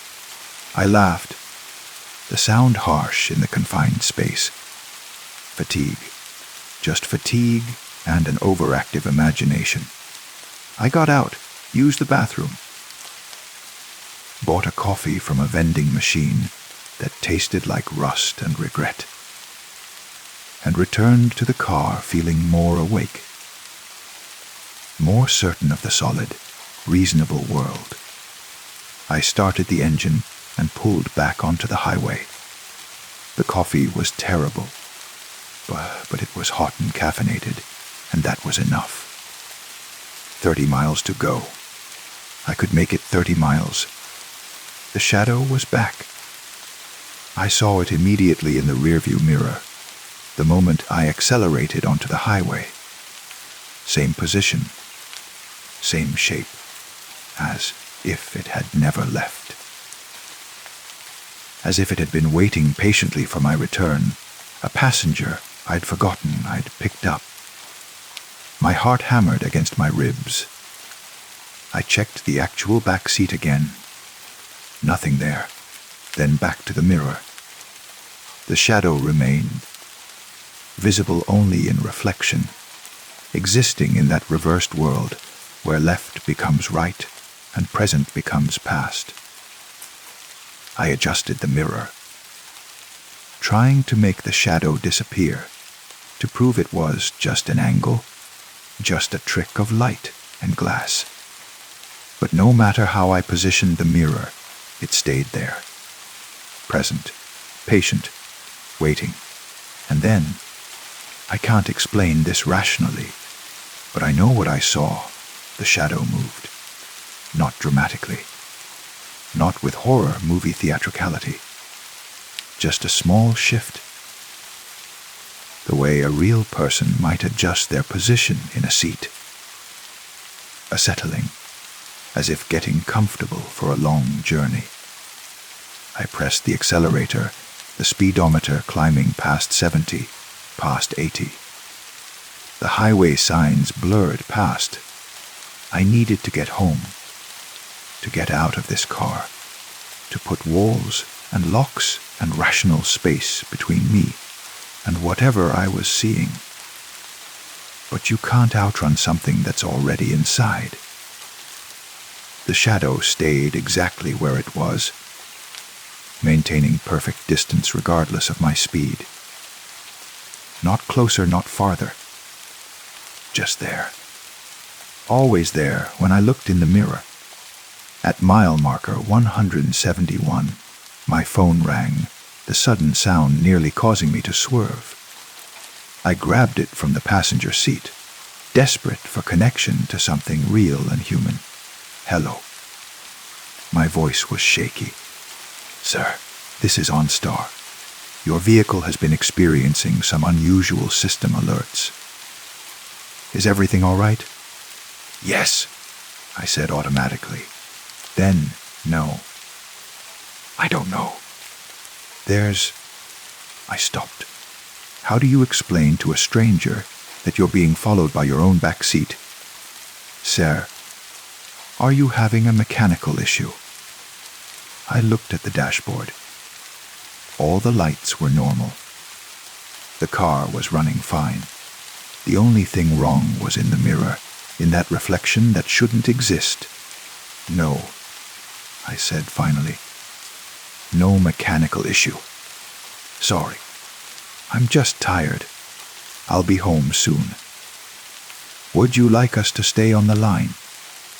We can monitor your drive if you're feeling unwell. No. Thank you. I'm fine.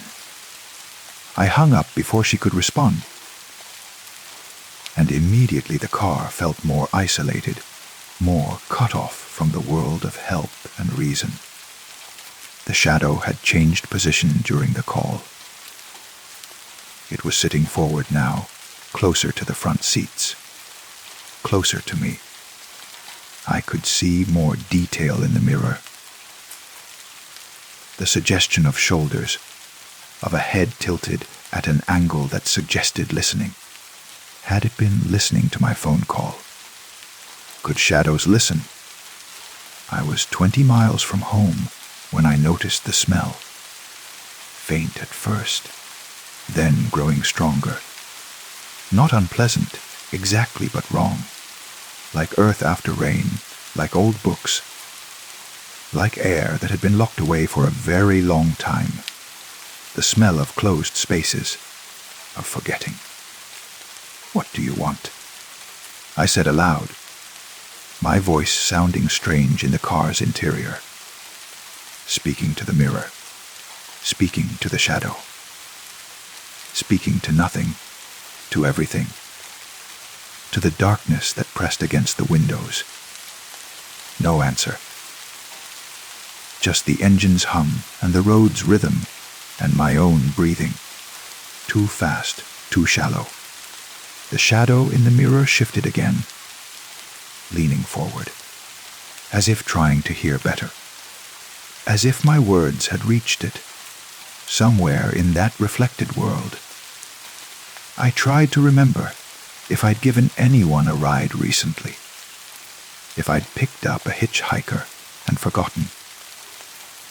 Some strange fugue state where I'd done something completely out of character and now had no memory of it. But no, I never picked up strangers. Never. I didn't even like having passengers. Preferred driving alone with my thoughts and my silence. So where had it come from? And more importantly, what was it? 15 miles? 14? 13? The numbers counting down like a countdown to something, though I wasn't sure what. Home and safety. Or something else. I started talking, not sure why, just needing to break the silence with something human. I talked about the conference, about the people I'd met, about my drive home. Just ordinary things, mundane details, as if normalcy could banish whatever had taken residence in my back seat. And the shadow listened. I was sure of that now. It was leaning forward in the mirror, angled toward me in a posture of attention. Not threatening, exactly. Just present. Attentive. As if my words were the most important thing in its world. When I ran out of conference details, I kept talking. About my job, my apartment, my routine.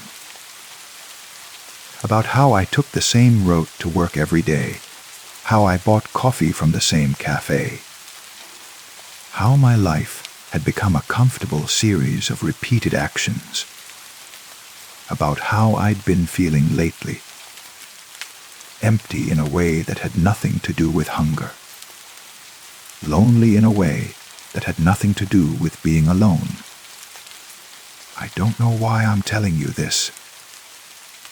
I said to the mirror, to the shadow, to myself, you're not even real. You're just fatigue and darkness and my mind making patterns out of nothing. But even as I said it, I didn't believe it. The shadow was too present, too persistent, too much like something waiting. 10 miles. 9. 8. I'm almost home, I said. And then you'll be gone. Whatever you are, wherever you came from, you'll disappear when I park and turn off the engine and get out of this car." The shadow didn't move, didn't react, just sat there in its reflected space, patient as stone, patient as time. 7 miles. 6. The highway was beginning to feel less like a road and more like a corridor. The darkness on either side had become walls, and I was traveling down a throat toward something that waited at the end with hunger I couldn't name. 5 miles. I tried the radio again, desperate for voices, for proof that the world beyond this car still existed. Static washed through the speakers, but underneath it, I could hear something. Not quite voices. Not quite music. Just a sound like breathing, like whispers, like a crowd gathered in the darkness, all trying to speak at once. I turned it off with shaking hands. 4 miles. "Please," I said to the shadow. "Please just be gone. Please just be my imagination." 3 miles. In the mirror, the shadow leaned closer. Close enough that I should have been able to feel breath on my neck if shadows breathed. Close enough that any real passenger would have been uncomfortable, invasive. But I felt nothing, just that smell of old earth and older air. 2 miles. I almost missed my exit, nearly drove past it, caught in some trance of forward motion and growing dread. I swerved at the last moment, tires squealing slightly, and took the off-ramp that led to my neighborhood. Street lights now, orange and familiar. Houses I recognized. The ordinary world returning in pieces. 1 mile. I turned onto my street. My apartment building appeared ahead, its parking lot empty except for the residents' cars I saw every day. Normal, safe, real. I pulled into my assigned space, number 247, and put the car in park. For a long moment, I just sat there, engine running, hands on the wheel. Afraid to look at the mirror, afraid of what I'd see, afraid of what I wouldn't see. Finally, I looked. The shadow was gone. The back seat was empty. Just my jacket and bag visible in the parking lot's orange light. No shape, no presence, no patient passenger waiting for arrival. I laughed, the sound high and brittle. "See," I said to myself, "just tired. Just your imagination. Just." I stopped. Because in the rearview mirror, something had changed. Not in the back seat. In my own reflection, behind me, behind my reflected self, I could see my apartment building, the parking lot, the other cars, all normal, all as it should be. Except for one detail. In every single car in the parking lot, in every rear window, there was a shadow, the same shadow, sitting in the back seat, waiting. I spun around, looking at the actual cars with my own eyes. Empty. All of them empty, their back seats dark but vacant. But in the mirror, every car held a passenger. Every single one. I turned off the engine. The sudden silence was profound.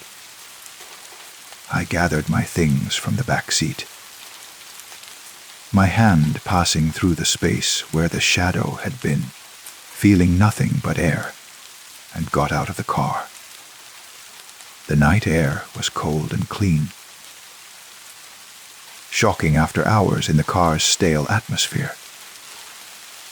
I locked the door with trembling hands and walked toward my building, not looking back, not checking any of the other cars, keeping my eyes forward on the safe, lit entrance.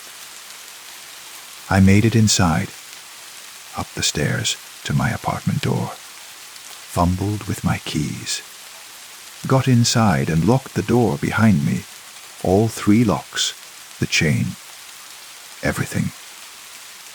Stood in my dark living room breathing hard, as if I'd run a marathon instead of just driven home. My apartment smelled like I'd left it. Coffee and books, and the vague mustiness of a place that held one person's life. I turned on every light, flooding the rooms with brightness that should have felt safe. I avoided mirrors. Didn't look at the bathroom mirror when I brushed my teeth. Covered the bedroom mirror with a sheet before lying down. Kept my eyes away from any reflective surface that might show me something other than what was actually there. But I couldn't avoid car windows. And that night, unable to sleep, I stood at my living room window and looked down at the parking lot. From above, in the orange street light, the cars looked normal, empty. Just vehicles waiting for their owners to need them again. But every now and then, I'd catch a reflection in a car window. Just a glimpse, just a moment when the angle was right. And in those reflections, I'd see them, the shadows, sitting patient in every back seat, waiting for their drivers to return, waiting to be taken home. I don't drive anymore. Not at night. Not alone. I tell people my car broke down, that I'm saving for repairs. I take buses, e-ride shares, anything where I'm not responsible for the vehicle, where I'm not the one watching the rearview mirror, but I see them everywhere now, not just in cars, in any reflection, any surface that shows the world reversed. Store windows, puddles, phone screens turned just right. The world of mirrors is crowded with shadows, all of them patient, all of them waiting. Waiting for what, I don't know. Maybe for us to notice them. Maybe for us to acknowledge that the reflected world is just as real as ours, just differently arranged. Maybe for us to understand that every journey we take with passengers we never invited, carrying weight we can't measure. Last week, I saw a woman at a red light, checking her rearview mirror. I watched her expression change.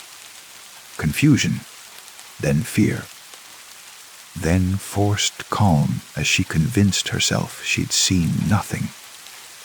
That tiredness and darkness had played tricks on her mind.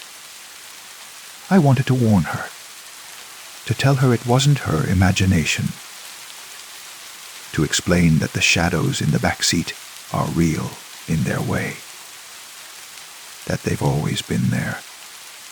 We just usually can't see them. That they're the weight of all our solitary journeys, all our midnight drives, all our times of profound aloneness given form and presence.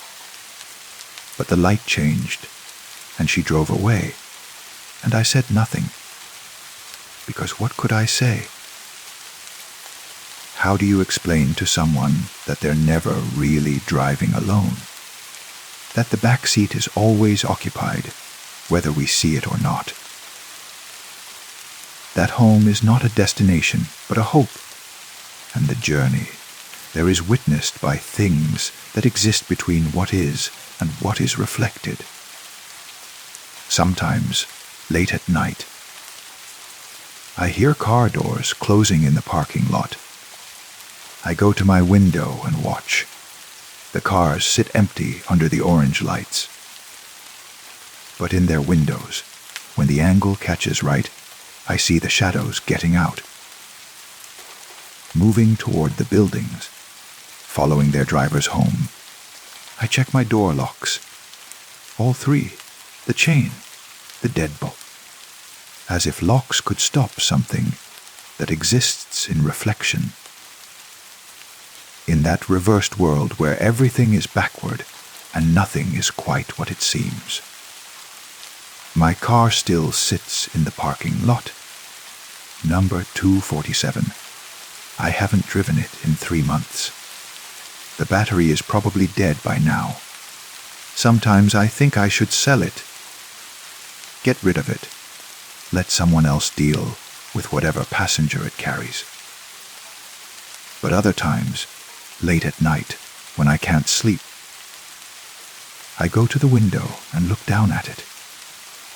And in its rearview mirror, which I can just barely see from this angle, when the parking lot light hits it exactly right, I can see the shadow, still sitting there, still waiting. Waiting for me to come back. Waiting for me to start the engine and drive into the night again. Waiting with the patience of something that exists outside of time, in the spaces between here and there, in the eternal present of reflection. I don't know how it got there. I don't know what it wants. I don't know if it's the same shadow everyone sees, or if each of us has our own, personal passengers that embody our particular loneliness, our specific fears, our individual weight. What I know is this: it's always there. In the back seat, in the mirror, in the space between journey and arrival, watching, listening, present and someday, maybe tonight, maybe next week, maybe years from now when I've almost convinced myself it was all imagination. I'll need to drive somewhere, late at night, alone, and I'll get in my car and adjust the rear-view mirror. And the shadow will be there, patient as always, ready to accompany me wherever I'm going, ready to ride home with me again. Because that's what shadows do. They follow. They reflect. They show us what we carry with us, even when we pretend we're traveling light.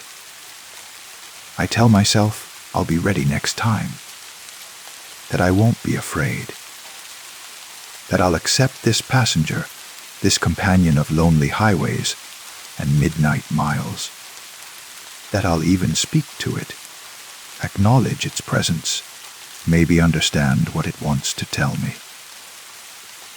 But I know the truth. When I see it there in the mirror, sitting patient in the back seat, leaning forward to listen, present in that world of reversed images and backward truths, I'll be just as terrified as I was that first night. Because some fears don't diminish with understanding.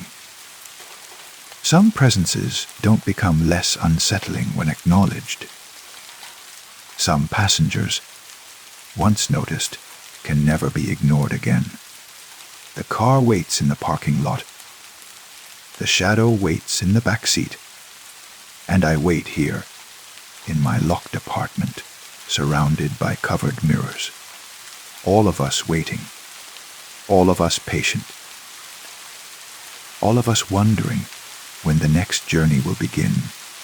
Story 7. The doorbell rang at 11:34 p.m. I know the exact time because I'd been lying in bed, scrolling through my phone, watching the minutes tick by, putting off sleep the way I always do. The sound made me jump. A harsh, electronic buzz that cut through the quiet of my apartment. No one rings doorbells at 11:34 p.m. Not in my building. Not in my neighborhood. We have a security system, a locked entrance, a whole protocol for deliveries. Even food delivery drivers call first, wait to be buzzed up. I got out of bed and padded to the door in my bare feet, my heart beating faster than it should. Through the peephole, I could see the hallway. Empty, fluorescent, lit, exactly as it always looked. No person, no delivery driver, nothing. But there was a package. It sat directly in front of my door. A brown cardboard box about the size of a shoebox. No shipping label visible from this angle. No markings I could see. Just a plain brown box, perfectly centered on my doormat. I opened the door slowly, half expecting someone to jump out, for this to be some kind of prank. But the hallway remained empty. The package sat there, innocuous and ordinary. I looked left, then right. All the other apartment doors were closed, no signs of life. The elevator at the end of the hall was silent and still. I picked up the box. It was lighter than I expected, and something shifted inside when I moved it. Not heavy objects sliding around, but something softer. Fabric, maybe, or paper. There was no label. No address, no return address, no shipping company logo. Just brown cardboard, sealed with clear packing tape. I should have left it in the hallway. Should have called the building manager.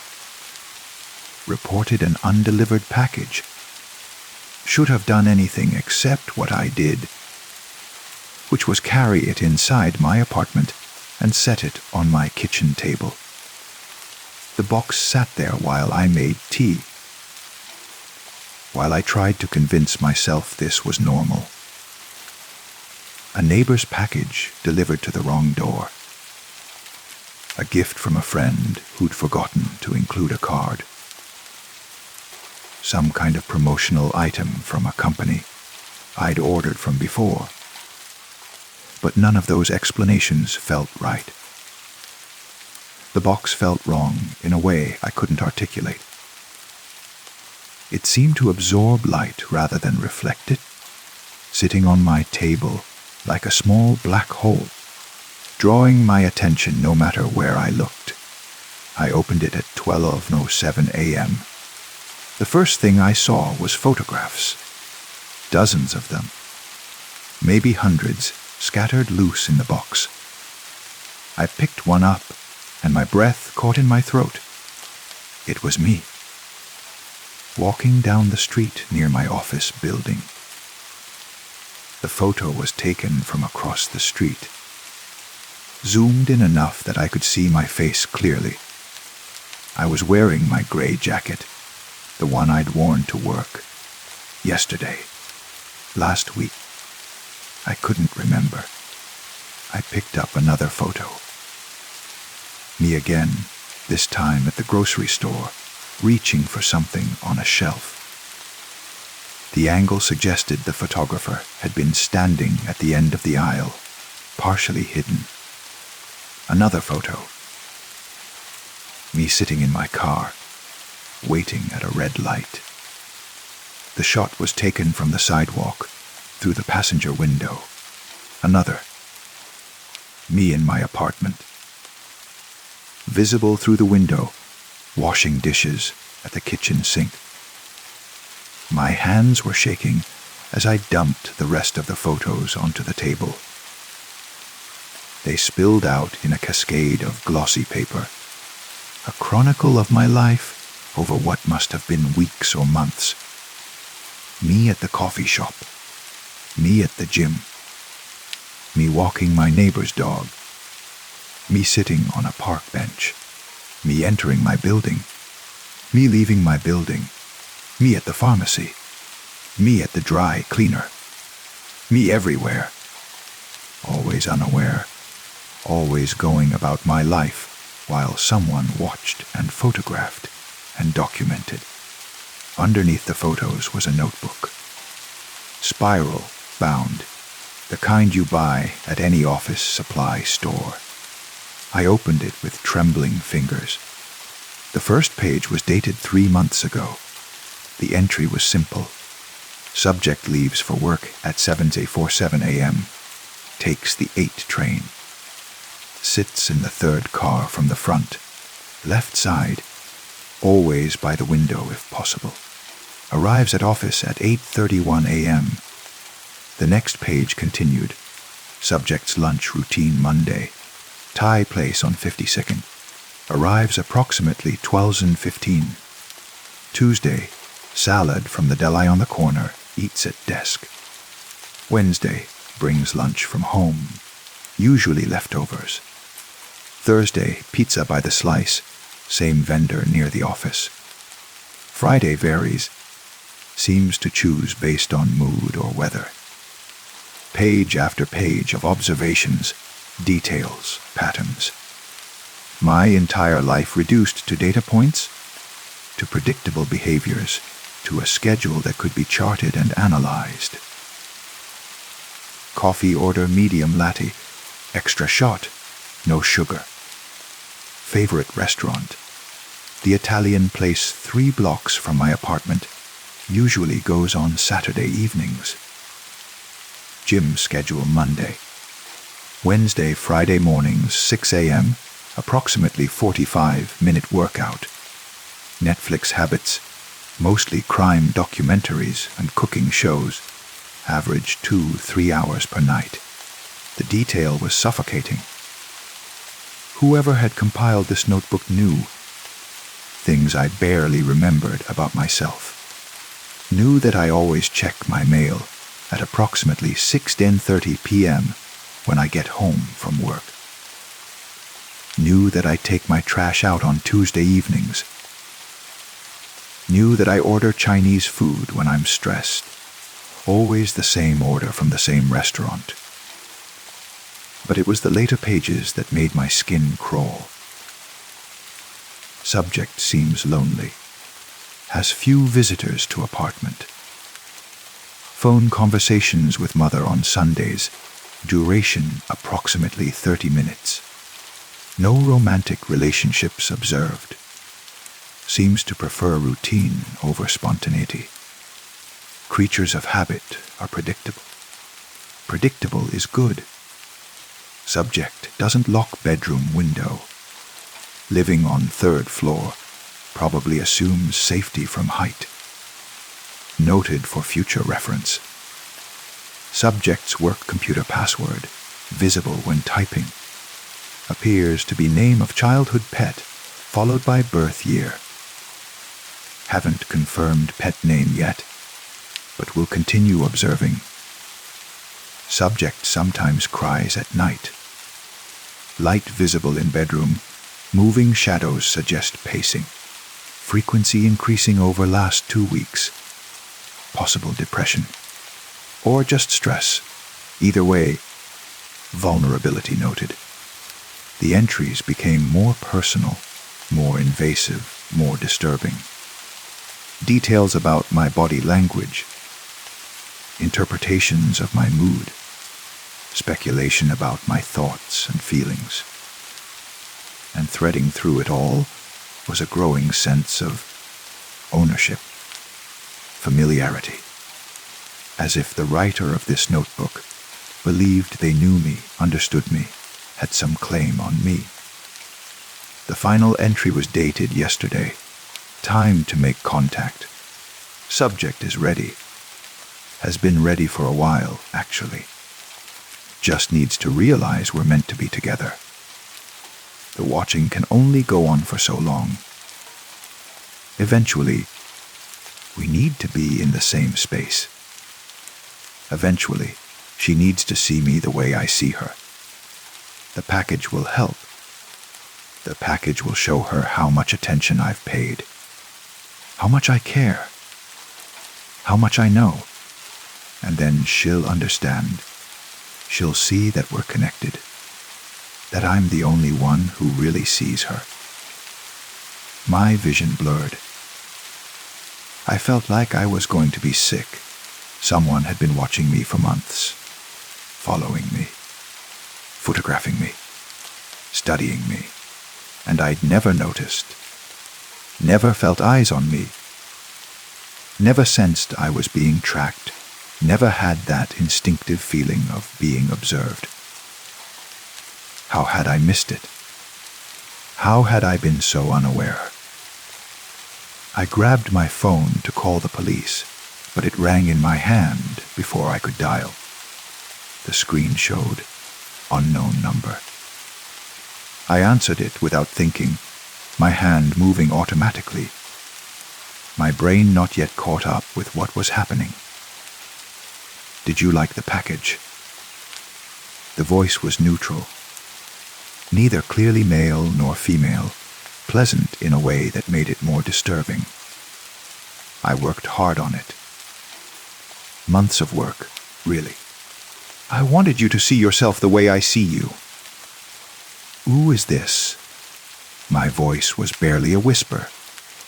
You know who this is, or you will. Soon enough. We're not strangers, you and I. I've been part of your life for so long now. I know your routine better than you do. I know what makes you happy, what makes you sad. I know the way you bite your lip when you're thinking, the way you tuck your hair behind your ear when you're nervous, the way you sometimes dance in your kitchen when you're cooking and you think no one can see. Stop, I said. Please stop. I can't stop. Don't you understand? This is love, real love, not the fake, surface, level connections you see other people have. I know you, really know you. Every habit, every quirk, every secret. I've studied you like a book, memorized every page, every word. You're the most important person in my world. The only person, really. I ran to my window and slammed it shut, locked it, pulled the curtains closed.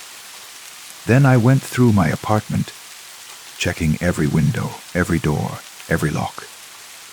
That's good, the voice said, still on the phone. Lock everything. Make yourself feel safe. But we both know the truth. I've been inside your apartment before. Multiple times, actually. When you're at work. When you're at the gym. It's not hard. Your locks are old, standard issue, easy to pick. I've sat in your chairs, looked through your things, touched your clothes, laid in your bed. I dropped the phone. It clattered on the floor, but I could still hear the voice, tinny and distant. I know you're scared right now. That's natural. But you'll come to understand. You'll see that this is fate. Destiny. We're meant to be together. I've put in the work, done the research, proven my devotion. And now it's time for the next phase. I picked up the phone, my hands shaking so hard I nearly dropped it again. What do you want from me? I want you to see me, really see me, the way I see you. I want you to understand that someone cares this much, that someone has made you the center of their universe. Isn't that what everyone wants? To be truly known, to be the most important thing in someone's life. This isn't love, I said, and I was crying now. This is insane. This is stalking. This is devotion. The voice interrupted, sharp now, angry. This is commitment. This is what real love looks like when you strip away the pretense and the games. I've given you months of my life. Every free moment spent thinking about you, watching you, documenting you. I've made you my purpose, my reason, my everything. And you're going to tell me that's not love. I hung up, immediately called 911, gave them my address. Told them about the package, about the photos, about the phone call. The dispatcher told me to stay calm. Told me officers were on their way. Told me to stay on the line. But while I was talking to the dispatcher, my phone buzzed with a text message. I looked at it without thinking. It was a photo, taken just seconds ago, of me. Standing in my kitchen, phone pressed to my ear, tears on my face. The angle of the shot meant it was taken from inside my apartment. I spun around, searching every corner, every shadow. The dispatcher was asking me something, her voice urgent, but I couldn't process the words. My apartment suddenly felt enormous and full of hiding places. The closet, behind the shower curtain, under the bed, in the dark space behind my couch. Another text. You look beautiful when you're scared. Your eyes get so wide. Your breathing gets so fast. I love watching you like this, raw, real. Unguarded, I ran to my front door, fumbled with the locks, threw it open. The hallway was still empty, still fluorescent, lit, still ordinary. I ran for the stairs, not bothering with the elevator, taking the steps 2 at a time down to the lobby. The lobby was empty. The doorman's desk was vacant. He must have been doing his rounds. I ran outside into the street, into the cold night air, finally able to breathe. My phone rang again. I looked at the screen. Unknown number. I answered it. Why did you leave? The voice asked, and now it sounded hurt. We were having such a nice moment. You, me, together finally. And you ran. Where are you? I screamed into the phone. Where the fuck are you? I'm wherever you are, the voice said softly. I'm always with you. Haven't you figured that out yet? I'm there when you wake up, there when you go to sleep, there when you think you're alone. I'm in every shadow, every reflection, every dark corner of your life. You'll never be rid of me now. Never be truly alone again. Because I've made you mine, and you can't unmake that. The watching will continue. The documentation will continue. Our relationship will continue. Sirens approached in the distance, growing louder. The voice on the phone heard them too. The police won't help, it said. What will you tell them? That someone sent you photos. That you got scary phone calls. They'll write a report. Maybe do some patrols. But then they'll leave, and I'll still be here. Still watching. Still waiting. Still loving you the only way I know how. The police cars pulled up, lights flashing. 2 officers got out, approached me. I tried to explain, tried to show them the texts, but my hands were shaking too hard to work the phone properly. They went up to my apartment with me, searched every room, every closet, every space large enough for a person to hide. Found nothing, no intruder. Just my apartment, my things, and that box on the kitchen table with its horrible contents. They took the photos as evidence, took the notebook, took my statement, told me to change my locks, be vigilant, call immediately if anything else happened. They were kind, professional, but I could see in their eyes that there wasn't much they could do. No crime had technically been committed yet. No threats. No break-in, no assault. Just photos and a notebook and some disturbing phone calls. They left at 3 a.m.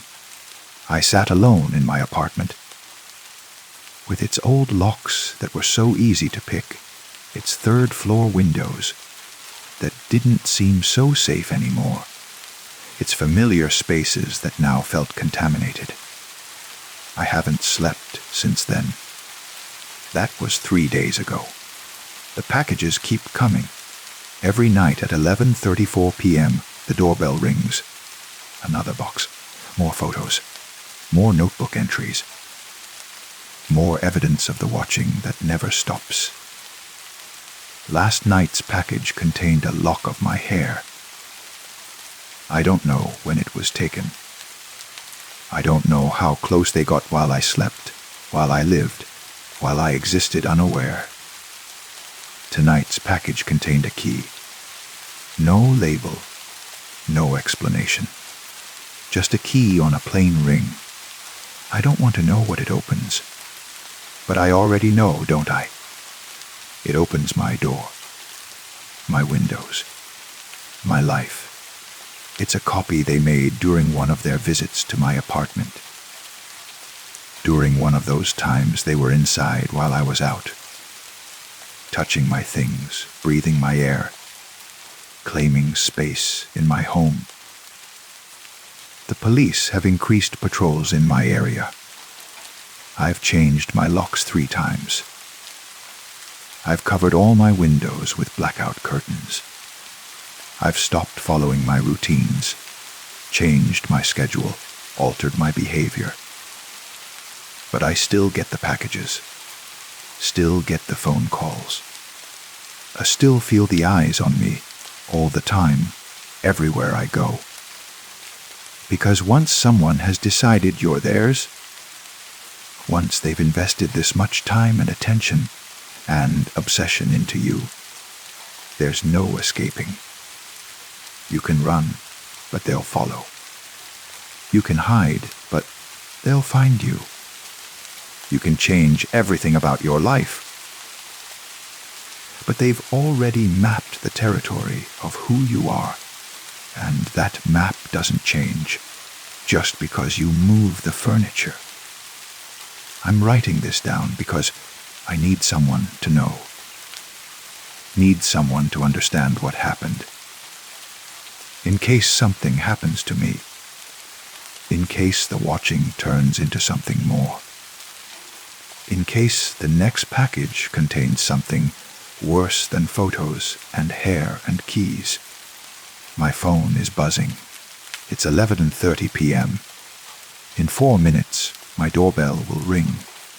Another package will be waiting. And I'll have to decide, do I open it? Do I ignore it? Do I run? But I already know the answer. I'll open it. I have to. Because not knowing what's in the box is worse than knowing. Because the curiosity will eat me alive. Because they know I'll open it. They've studied me long enough to predict exactly what I'll do. The text message on my screen reads, "See you soon." And I realize now that's the worst part. Not the watching, not the invasion, not the violation of my privacy and my safety and my sense of self. The worst part is knowing that eventually, soon, will become now. And eventually, the watching will end and the touching will begin. Eventually, we'll be in the same room, same space, and there will be nowhere left to run. The doorbell is ringing. It's time. Story 8. The phone buzzed at 11:47 p.m., just as I was settling into bed. The screen glowed in the darkness of my bedroom, casting pale blue light across my ceiling. I reached for it without thinking. That automatic response we all have now, our hands moving before our minds can question why. Unknown number. The message was simple. You shouldn't have looked. I stared at the words. my thumb hovering over the delete button. Wrong number, obviously. I'd been getting spam messages all week. Something about my car's extended warranty, cryptocurrency investments, a prince who needed my help. This was probably just another one. But something about the phrasing made my skin prickle. The specificity of it, the certainty. I deleted it and placed the phone face down on my nightstand. The room felt darker somehow. The familiar shapes of my furniture suddenly unfamiliar in the shadows. I pulled the blanket up to my chin and closed my eyes, willing sleep to come. The phone buzzed again at 11:52 p.m. This time, I let it sit for a moment, watching the light seep out from under the device, illuminating a small circle on my nightstand. My hand felt heavy as I reached for it. The message was longer this time. The corner of 5th and Maple. You were there at 3:17 p.m. today. You saw something you weren't supposed to see. My breath caught in my chest. 5th and Maple. Yes. I'd been there this afternoon. I'd stopped at the coffee shop on that corner, the one with the chipped green awning. But I hadn't seen anything unusual, had I? I tried to replay the afternoon in my mind. The barista with the nose ring. The businessman on his laptop. The mother with her stroller. Nothing out of the ordinary. Nothing worth remembering. I typed back. Who is this? The 3 dots appeared immediately, dancing at the bottom of my screen.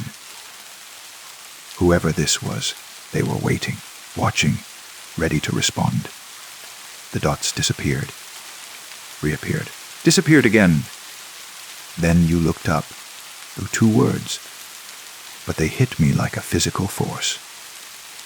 Because I had looked up. I remembered now. I'd been walking past the coffee shop, lost in thought, when something made me glance upward. The 3rd floor window of the brick building across the street. It had been open, the white curtains billowing outward in the afternoon breeze. And for just a moment, I thought I saw someone standing there, perfectly still, watching the street below.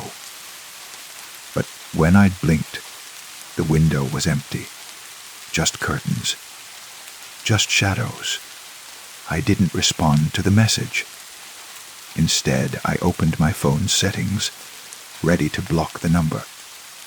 But before I could, another message arrived. The curtains were white with small blue flowers. Hydrangeas. She loved hydrangeas. My fingers trembled. How could anyone know what I'd seen? I hadn't told anyone about the window, about the figure. It had been such a fleeting moment, so inconsequential that I'd almost forgotten it myself. Yet here it was, described in perfect detail by a stranger. She was wearing a yellow dress, the next message read. You noticed that too, didn't you? Even though you only saw her for a second, before she fell back into the darkness of the room. I sat up in bed, my heart pounding so hard I could hear it in my ears. Had there been a yellow dress, I closed my eyes, trying to summon the image, the window, the curtains, the figure. Yes, there had been something yellow. A splash of color against the dim interior of that room. Stop this, I typed. This isn't funny. The response was immediate. She's been standing at that window for 3 days, waiting, watching. No one else looked up. Only you. I threw the phone onto the bed as if it had burned me. The glowing screen illuminated the crumpled sheets, making strange shapes in the fabric. I should call someone. The police, maybe. But what would I say? Someone sent me creepy text messages. They knew I walked past a building this afternoon. The phone buzzed again, and again, and again. I grabbed it, ready to turn it off completely, but the messages were coming too fast now, filling the screen. She hasn't eaten in 3 days. She hasn't drunk water in 3 days. She hasn't moved in 3 days. But she's still watching the street. Still waiting for someone to look up. Still waiting for someone to see. My hands were shaking so badly, could barely hold the phone. I forced myself to read the next message. You should have kept walking. But you looked up, and now she knows you saw her. Now she knows someone finally noticed. What does she want? I typed, my fingers clumsy on the screen. The 3 dots appeared, disappeared. The wait felt eternal, stretching out in the silence of my bedroom. When the response finally came, it was a single word, "Yep." Then, but it's too late for that now. I scrambled out of bed and turned on every light in my apartment. The sudden brightness should have been comforting, but instead it made everything look harsh and overexposed, like a photograph with too much flash. I paced from room to room, the phone clutched in my hand, waiting for the next message. It came at 12:03 a.m. The woman in the yellow dress hasn't moved to the window in 6 hours. She's still standing there, but something has changed. She's not looking at the street anymore. I didn't want to ask. Every rational part of my brain screamed at me to stop engaging, to turn off the phone, to pretend this wasn't happening. But I couldn't help myself. What is she looking at? Your building. She can see your lights from there. She's watching them, counting them, trying to figure out which apartment is yours. I ran to my windows and yanked the curtains closed, my breath coming in short gasps. This was insane. This couldn't be real. 5th and Maple was at least 2 miles from my apartment. There was no way anyone could see my building from there, no way to know which lights were mine. The phone buzzed. 3rd floor, corner unit. West facing. You just closed your curtains. I dropped the phone. It landed on the hardwood floor with a crack, the screen flickering but still glowing. I backed away from it, pressing myself against the wall. This wasn't possible. None of this was possible. But the phone kept buzzing, each vibration like a small electric shock in the silence of my apartment. I could see the messages appearing on the cracked screen, white text on a dark background. She's moving now. She's left the window. She's in the hallway. She's on the stairs. I wanted to run, but where would I go? I wanted to scream, but who would hear me? Instead, I slid down the wall until I was sitting on the floor, hugging my knees to my chest, staring at the phone as message after message appeared. She's outside now. She's walking. She remembers you. The way you looked up. The way your eyes met hers for just that fraction of a second before you looked away. She's been waiting for someone to see her, for someone to acknowledge that she exists, that she's still there, in that room, in that building, trapped in that moment.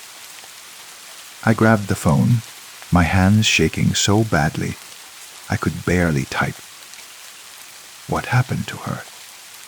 The response took longer this time. When it came, it was different from the others. Longer, more detailed, almost gentle. She was forgotten. That's what happened. She lived in that apartment alone, and when she stopped answering her door, stopped answering her phone, no one came to check on her. Days passed, then weeks. The landlord finally came, but by then it was too late. They found her by the window. Her yellow dress faded from the sun, her face turned toward the street.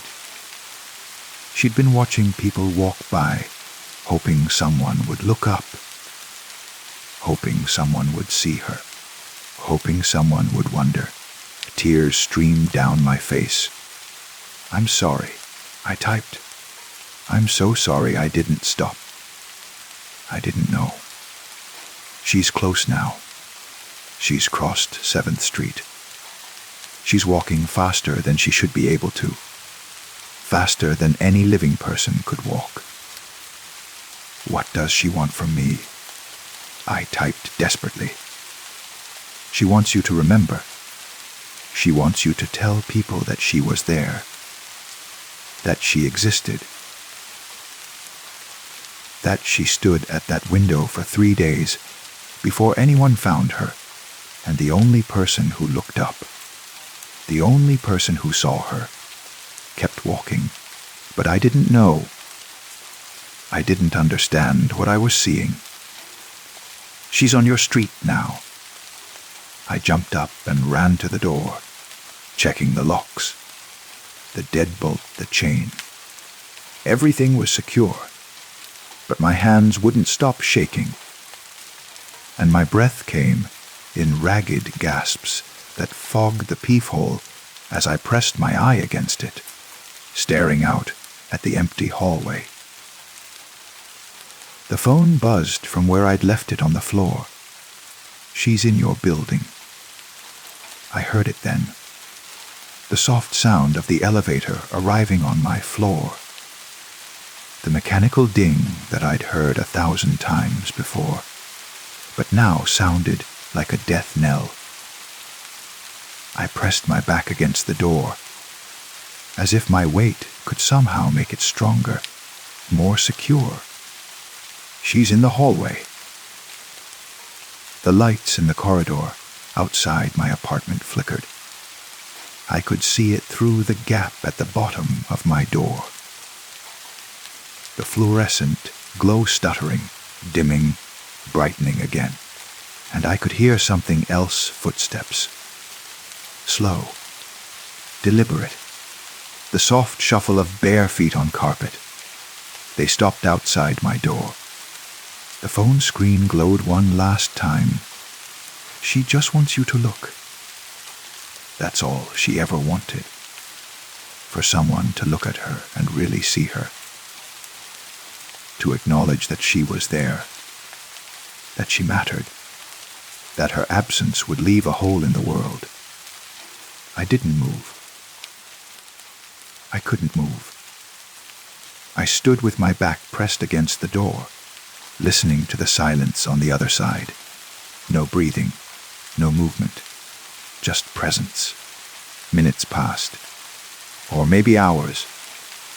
Time felt strange, elastic, stretching and compressing like taffy. Eventually, the lights in the hallway stabilized. The presence on the other side of my door dissipated like morning fog. When I finally found the courage to check my phone, there was one last message sent at 3:17 a.m., the exact time I'd walked past that building on 5th and Maple. "Thank you for looking up. Thank you for seeing me. even if just for a moment. I can rest now. I never received another message from that number. When I tried to call it the next day, I got an automated message saying it had been disconnected. I drove past the building on 5th and Maple a week later. The apartment on the 3rd floor was empty, the window closed, new white curtains. Plain ones, no hydrangeas, hanging still and lifeless. But sometimes, late at night, when I'm lying in bed and my phone buzzes with a notification, my heart stops for just a moment. And I wonder if there's someone else out there, standing at a window, waiting for someone to look up, waiting to be seen. I always look up now when I walk down the street. I make eye contact with the windows, with the shadows behind the glass. Because the worst thing you can do to a person isn't to hurt them. It's to make them invisible. It's to let them fade away, unnoticed and unmissed, until they're not sure they existed at all. And sometimes, in the darkest hours of the night, I wonder if that woman in the yellow dress really sent those messages, or if they came from somewhere else, from the part of me that saw her and kept walking, that knew something was wrong, but chose not to get involved, that let convenience and comfort override compassion. Maybe we're all haunted by the people we failed to see, the ones we walked past, looked through, pretended not to notice. And maybe that's the most terrifying thing of all. Not the ghosts that chase us, but the ghosts we create through our own indifference.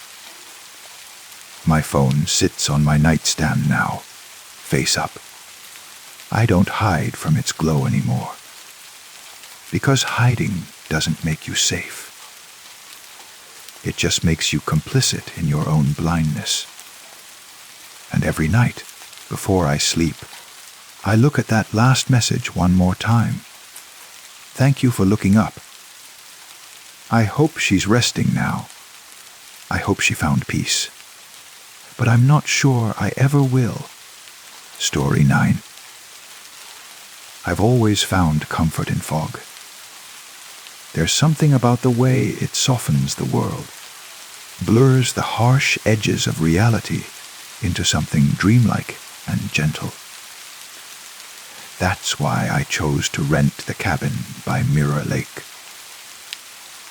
For the mornings when mist would roll in from the water, transforming the landscape into something from a fairy tale. The first 3 days were perfect.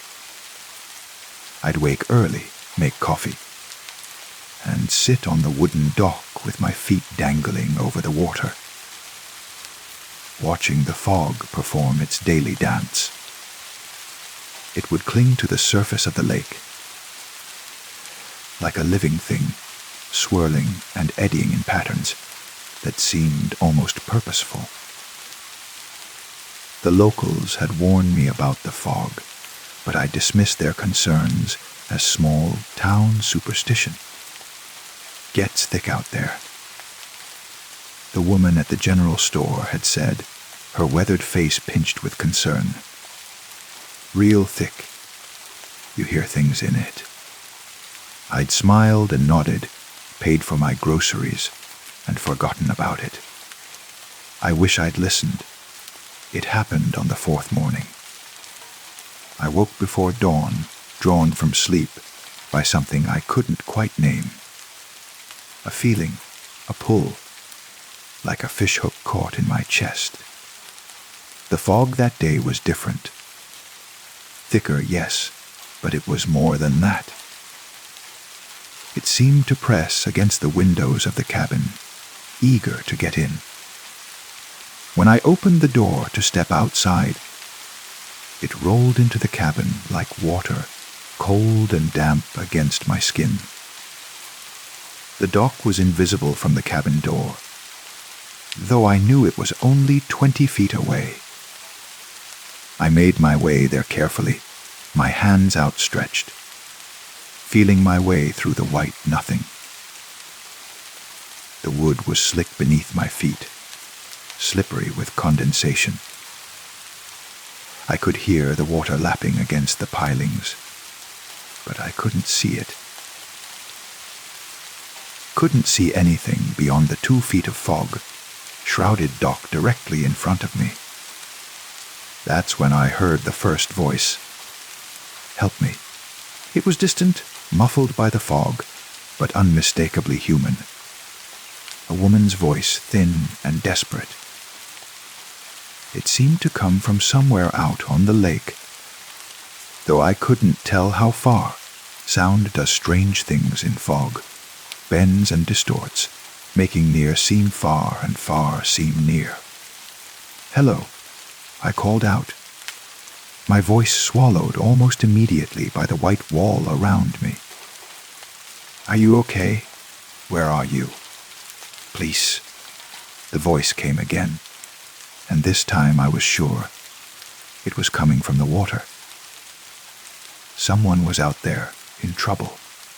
I squinted into the fog, trying to see any shape, any shadow, any hint of a person or a boat. Nothing. Just endless white and the sound of water moving beneath the dock. I pulled out my phone to call for help, but there was no signal. There never was, this far from town. I'd have to go back to the cabin, drive into town, get the sheriff. But that would take at least 30 minutes. And if someone was drowning out there, help me, please. I'm so cold. The voice was closer now. Or maybe it just seemed that way. I got down on my hands and knees at the edge of the dock, peering into the fog, trying to see the water below. The mist was so thick it seemed solid, like I could reach out and grab handfuls of it, like I could step onto it and walk across the lake.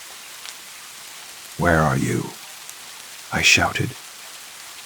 Keep talking so I can find you.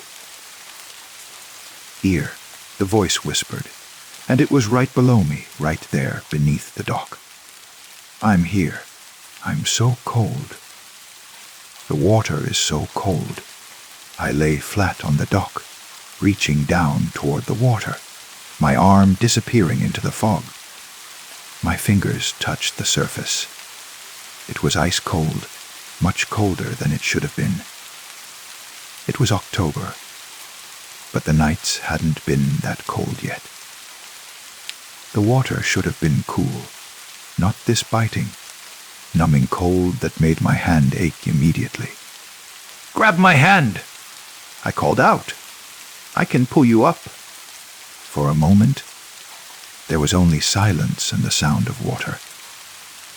Then I felt it. Fingers, cold and slippery, wrapping around my wrist.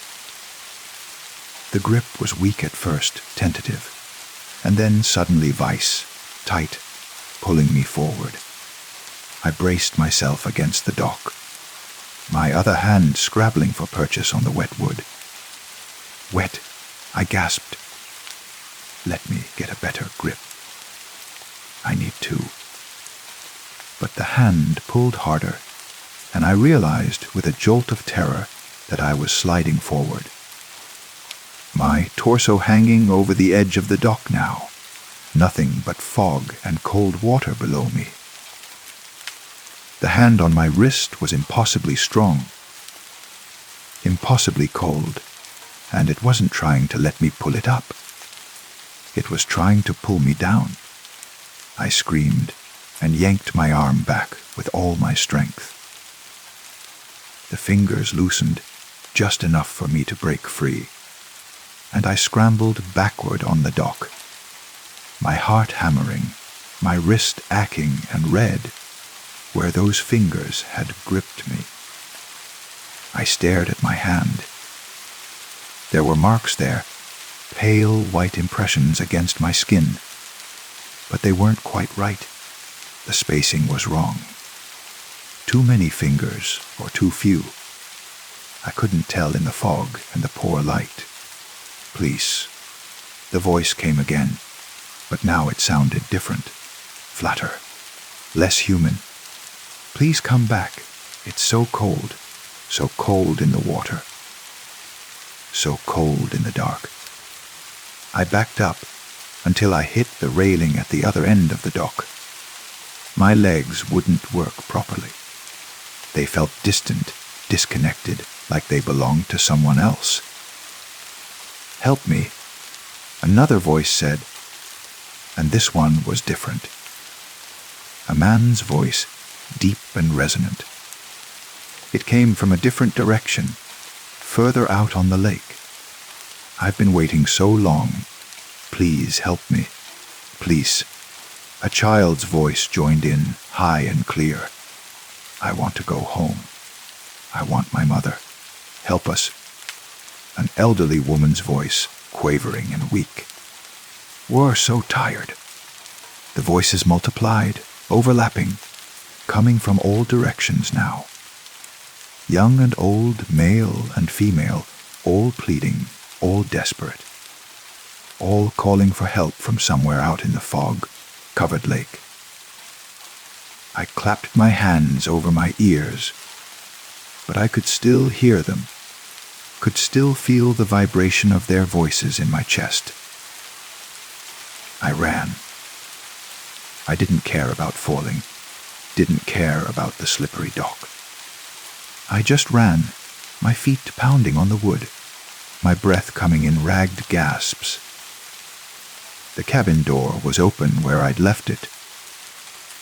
Warm yellow light spilling out into the fog. I threw myself inside and slammed the door, turned the lock, pressed my back against it. But I could still hear them. Muffled now, distant, but there. All those voices, calling out from the fog. I spent the day with all the curtains drawn, all the doors locked, trying to convince myself it had been some kind of auditory hallucination. Maybe carbon, monoxide from the cabin's old heater, maybe some weird acoustic phenomenon. There had to be a rational explanation. By afternoon, the fog had lifted. I forced myself to go outside to look at the lake in the clear autumn sunlight. It was beautiful, the water dark and still, reflecting the gold and red leaves of the trees surrounding it. Peaceful, normal. The dock stretched out over the water, perfectly solid, perfectly safe. There was no sign of anyone in distress, no boats, no people. Just the quiet lake and the gentle lap of water against the shore. I drove into town that evening, to the same general store. The woman behind the counter looked up when I walked in, and something in her expression told me she knew where I'd been staying, knew what I'd heard. The fog came in thick this morning, she said. It wasn't a question. I nodded, not trusting my voice. You heard them. Another nod. She sighed and set down the magazine she'd been reading. Most folks do. Their first time. It's the lake. It's old. Older than the town. Older than anyone can remember. The Native Americans wouldn't go near it. They said it was hungry. What do you mean, hungry? She shrugged. People disappear out there. Have been disappearing for as long as anyone can remember. Fishing accidents, mostly. Boats that go out and don't come back. Swimmers who dive down and don't come up. The sheriff ruled them all accidents or drownings. But she trailed off her eyes distant. My grandson disappeared 5 years ago. Went out fishing one foggy morning. They found his boat, drifting empty. Never found him. My wrist throbbed where those fingers had gripped me. What are they? What do you think they are? Her eyes met mine, sharp and knowing. They're the ones who didn't make it back. The ones the lake took. And now they're down there, in the cold and the dark, and when the fog comes, they remember what it was like to be warm. To be alive, they call out, hoping someone will help them, hoping someone will pull them up. But they try to pull you down instead. Do they? She tilted her head, considering. Or are they just so desperate to get out that they'll grab onto anything? Would you be gentle if you'd been drowning in the dark for years, decades, centuries? Would you carefully ask for help? Or would you grab the first solid thing you felt? I didn't have an answer for that. My advice. She leaned forward, her voice dropping to almost a whisper. Leave. Tonight. Don't wait for the morning. Because the fog will come back. And the voices will come with it.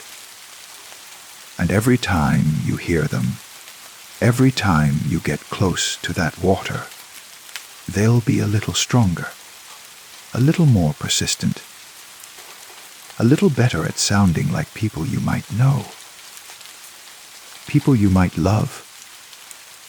I should have listened. I should have packed my things and left that very night. But something kept me there. Pride, maybe, or stubbornness, or the simple human inability to believe that monsters are real. I told myself I'd be careful. I'd stay away from the dock. I'd keep the windows closed when the fog came. I managed for 2 more days. The fog came back on the 3rd morning, and this time the voices were different, more specific, more personal. Sweetheart. My mother's voice, exactly as I remembered it from childhood. Sweetheart, where are you? I can't find you in this fog. I'm scared. My mother had been dead for 7 years. I knew it was impossible. Knew it was some kind of trick. But her voice was perfect. The slight hoarseness from years of smoking. The way she always called me sweetheart. The hint of fear that she tried to hide, but never quite could. Mom. I found myself at the door, hand on the knob, before I even realized I'd moved. There you are! Oh, thank God. I thought I'd lost you. Come help me, sweetheart. I fell in the water, and it's so cold. My arthritis. You know how it gets in the cold. I can't quite pull myself up. Just give me your hand. I opened the door. The fog rushed in, wrapping around me like eager arms. I could smell it. The wet, earth smell of the lake, but underneath it something else. Something organic and rotten, like meat left too long in the sun. Where are you, Mom? At the dock, sweetheart. Where else? Come on, don't make me wait. You know I hate waiting. My feet carried me forward, through the fog, toward the lake. Part of my brain was screaming at me to stop, to turn back, that this wasn't real, couldn't be real. But my mother's voice kept calling, kept guiding me forward, and I couldn't not respond. Couldn't not try to help her, even if I knew, intellectually, rationally, that it was impossible. I reached the dock. The wood was slick beneath my feet. But I kept walking, following her voice. That's it. Just a little further. I can almost see you through the fog. I got to the edge, looked down into the white nothing below me. Mom, where are you? The voice that answered wasn't my mother's anymore. It was something else, something older, colder, hungrier.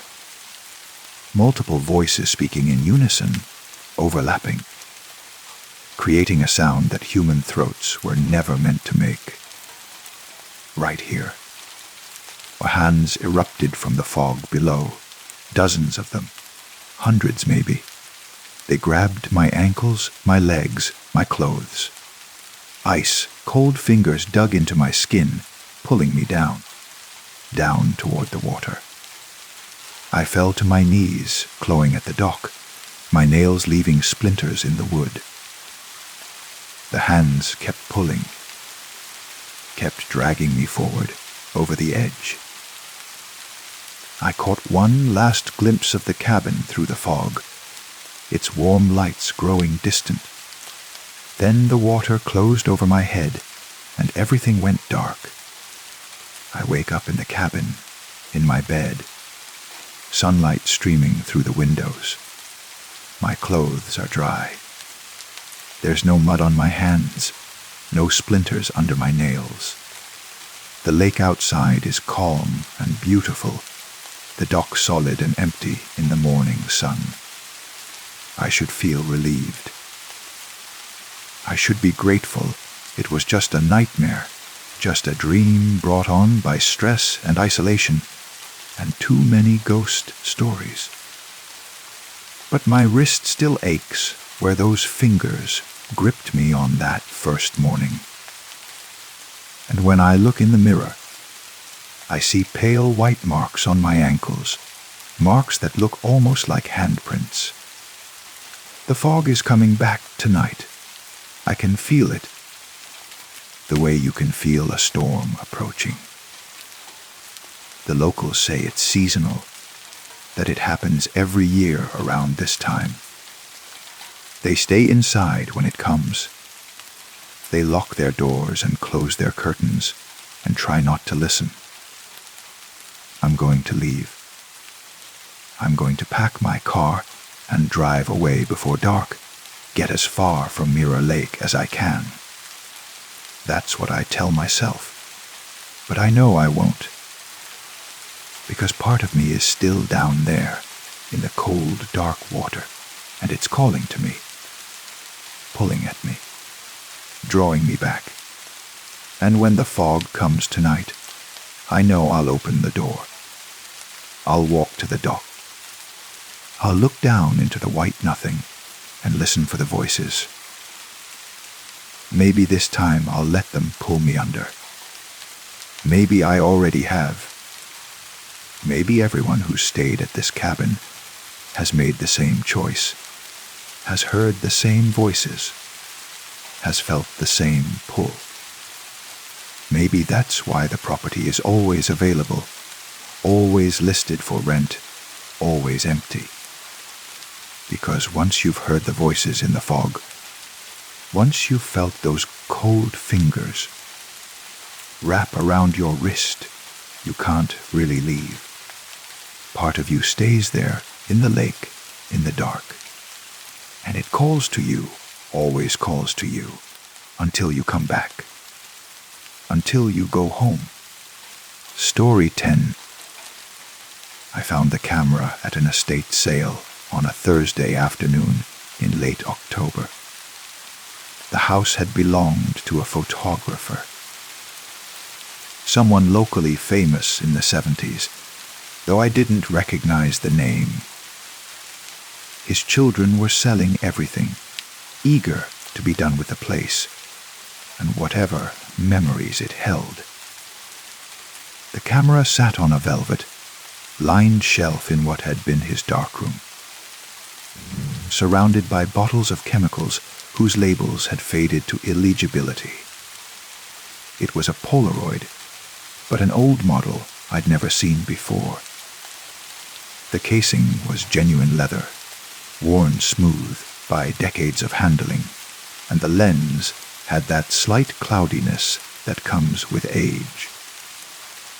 A strip of masking tape on the bottom bore a single word in faded ink. Remember. That one's broken. The daughter said when she saw me examining it.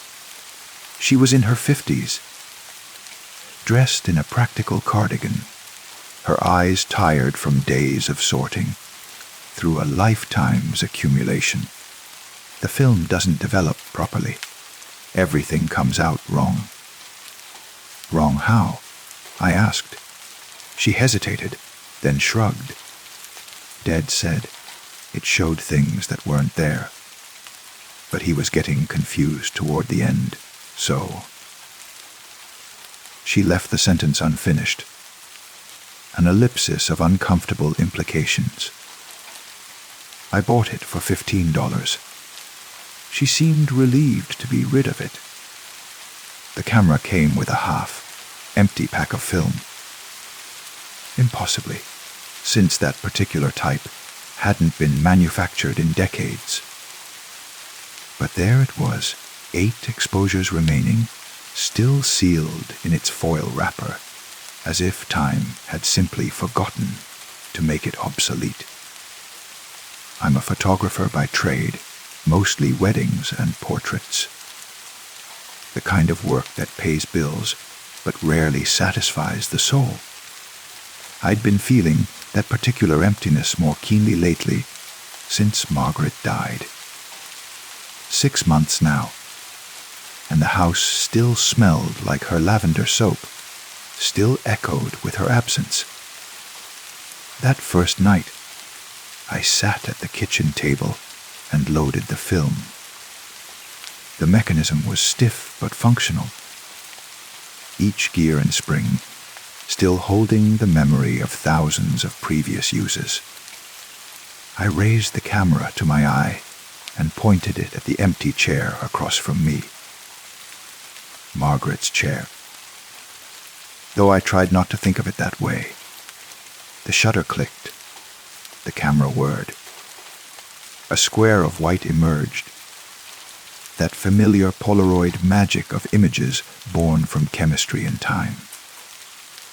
I set it on the table and watched it develop, the way I'd watched thousands of Polaroids develop over the years. First the faint outlines, then the shadows taking form, then the colors bleeding through the white, transforming blankness into memory. But something was wrong. The chair appeared as expected, and the table, and the window behind with its view of our darkened garden. But there was something else. A shadow in the frame's corner, too substantial to be mere underexposure, too deliberately placed to be accident. As I watched, it seemed to darken further, to take shape. I picked up the photo, angling it toward the light. The shadow had the suggestion of a human form, seated in Margaret's chair. Where I had photographed an empty room, I checked the chair, still empty. The room held nothing but me and the usual furniture, the usual ghosts of ordinary living. I told myself it was a defect in the film, a chemical imperfection manifesting as pareidolia. The mind sees patterns everywhere, especially faces, especially when lonely. It was a trick of light and aging chemistry, nothing more. But I took the photo to bed with me that night and examined it by my reading lamp. The shadow was clearer now, though it shouldn't have been. Developed Polaroids don't change. The seated form was definitely human-shaped. Feminine, perhaps. The longer I looked, the more defined it became, as if my attention itself was bringing it into focus. I dreamed that night of Margaret. Not memories, but something else. She was standing at the end of a long corridor, gesturing for me to follow. But when I moved toward her, the corridor stretched, the distance between us never diminishing, and her face. I couldn't quite see her face. It was blurred, like a photograph taken while moving. I woke to find the photo on the floor beside my bed, face up. In the morning light, the shadow in the chair looked even more like a person. I could almost make out the curve of shoulders, the angle of a head turned slightly away. I used the second exposure that morning, photographing the garden. Margaret had loved that garden, spent hours cultivating roses and lavender and herbs, whose names I'd never learned. It had gone wild without her, but in a beautiful way, as if nature was gently reclaiming what had always been hers to lend. The photo developed normally at first. The overgrown beds, the stone path, the bird bath we'd bought for our 10th anniversary. Then, as I watched, something appeared among the roses. A figure. Smaller than in the first photo, more distant, but unmistakably there. Standing exactly where Margaret used to stand when she pruned the bushes. This time, I didn't pretend it was a defect. I went to the garden and stood in that spot, feeling the morning sun on my face, smelling the last of the season's roses. The air felt thick there, heavy with something I couldn't name. Memory, perhaps, or grief so dense it had acquired physical properties. Over the next 3 days, I took 6 more photos. The living room where we danced at midnight on our 20th anniversary. The bathroom where Margaret had sung while showering, her voice echoing off the tiles.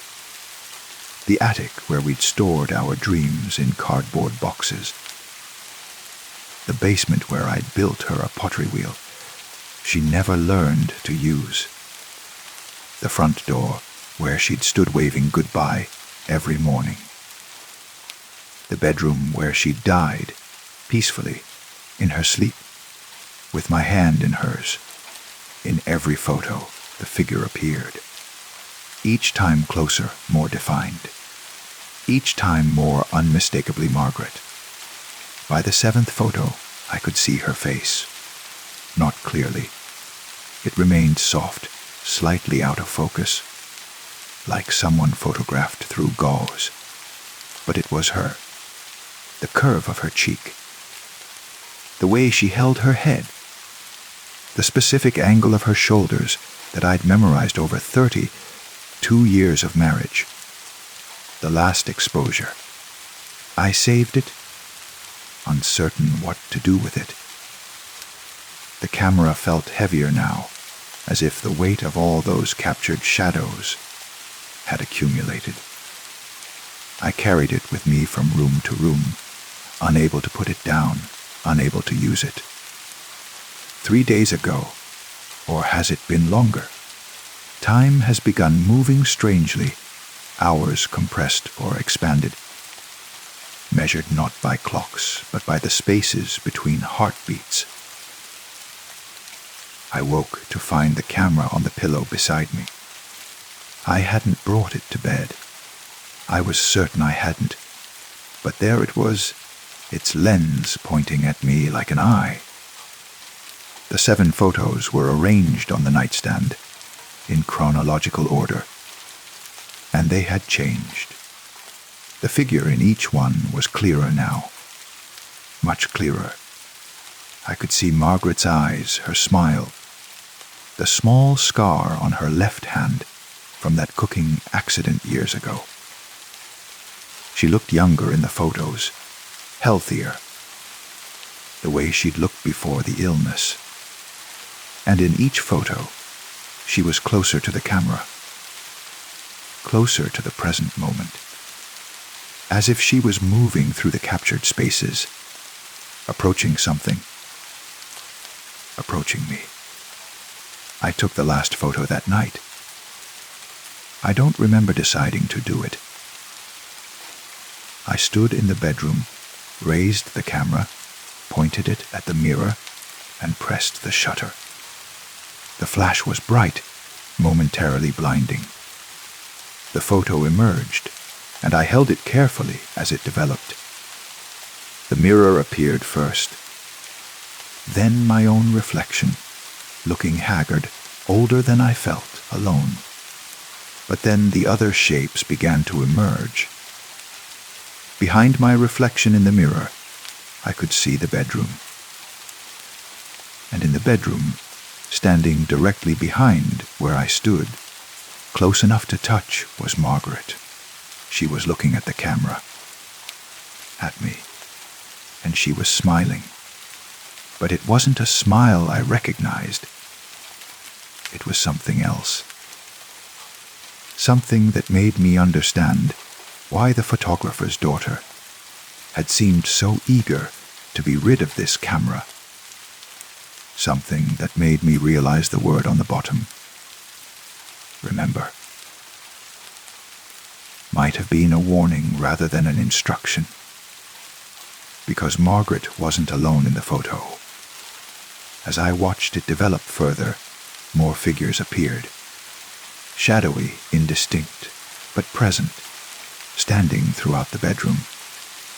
Dozens of them, all facing the camera, all perfectly still, all smiling that same wrong smile. I dropped the photo. When I looked up at the actual mirror, the bedroom behind me was empty. Just the bed, the dresser, the curtains moving slightly in the draft from the heating vent. Nothing else. The photo lay face, up on the floor. I didn't want to look at it, but I couldn't help myself. The figures were clearer now. I recognized some of them. Mr. Henderson from 3 houses down, dead 5 years. The young woman who used to deliver our mail, killed in a car accident. The teenager who'd mowed our lawn, lost to cancer. People I'd known who had died. People from the neighborhood. People whose funerals I'd attended or read about in local obituaries. And Margaret, clearest of all, standing closest, her hand reaching forward as if trying to touch the camera. Trying to touch me. I haven't slept since then. Haven't dared to. Because when I close my eyes, I see them all. Standing around my bed. Standing in every corner of every room. Patient. Waiting. The photos have continued to change. I keep them locked in a drawer now, but I can hear them. A soft rustling, like paper breathing. When I finally succumb to curiosity and check them, the figures have moved. Always closer. Always clearer. Margaret is in every photo now, even the ones where she wasn't before. She's moving through them like someone moving through rooms. From one captured moment to the next, following some path only she can see. The camera sits on my desk, empty of film now, but it doesn't seem to matter. I feel it watching me, even when its lens points away. I feel them all watching me, those shapes captured between the instant and its memory. Last night, I went to put the photos in the trash. I can't explain why I changed my mind. Perhaps because when I looked at the most recent one, the mirror photo, Margaret was standing in a different position, right at the edge of the frame, as if she was stepping out of it. I've begun seeing her in my peripheral vision, just glimpses, the hem of her favorite dress disappearing around a corner. Her shadow crossing the wall when there's no light source to cast it. The scent of her lavender soap in rooms she never entered.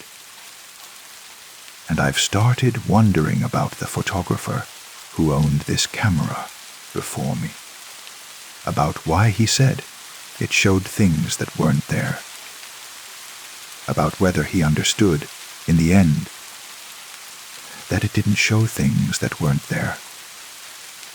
It showed things that were there, but shouldn't be. Things that existed in that space between remembered and forgotten, between was and is, between living and dead. Things that the camera didn't create, but merely revealed. I think Margaret is trying to come back, not as a ghost, nothing so simple as that, but as something else, something that uses photographs the way we use doorways, something that exists in the captured moments, in the frozen time between one heartbeat and the next. The camera is wearing. I haven't touched it, but I hear it clearly. The sound of film advancing, though there is no film. The sound of a shutter opening and closing, though I haven't pressed the button. It's taking its own pictures now, capturing moments I can't see. Building a collection of images I'll never develop, but that will develop themselves, in time. I found another photo this morning, on the kitchen table. I didn't take it. The camera is still on my desk, still empty, but there it was, a new Polaroid, fully developed. It shows this room, this chair where I'm sitting, and me slumped forward, my head on the table, my eyes closed, and Margaret standing behind me, her hand on my shoulder. Her face is clear now, perfectly clear. She looks happy. In the photo, I look peaceful. The camera whirs again. A new photo emerges from its empty chamber, sliding out like a tongue, like an offering, like an invitation. I should be afraid. Perhaps I am. But mostly, I'm tired. Tired of the empty chair, the silent house, the rooms full of absence. Tired of remembering alone. The new photo is developing. I can see my shape taking form in it. I can see Margaret's hand reaching toward me, more substantial than before.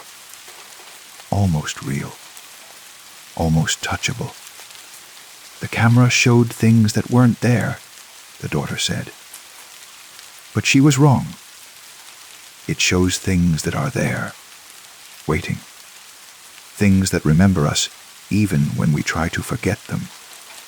Things that love us, even when that love has transformed into something we no longer recognize. I think I'll close my eyes now, just for a moment, just to rest. Margaret is here. I can smell her lavender soap. I can feel her touch, light as photography paper, cool as chemistry. The camera clicks. The shutter opens and closes. The moment is captured, frozen, made eternal. And in that space between the instant and its memory, I hear her voice. Finally, after 6 months of silence, I hear her voice. Remember, she whispers. And I do. Oh, I do.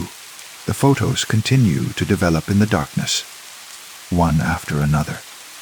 Memories becoming present, present becoming past, past becoming future. The camera that remembers never forgets. And what it remembers, eventually remembers back.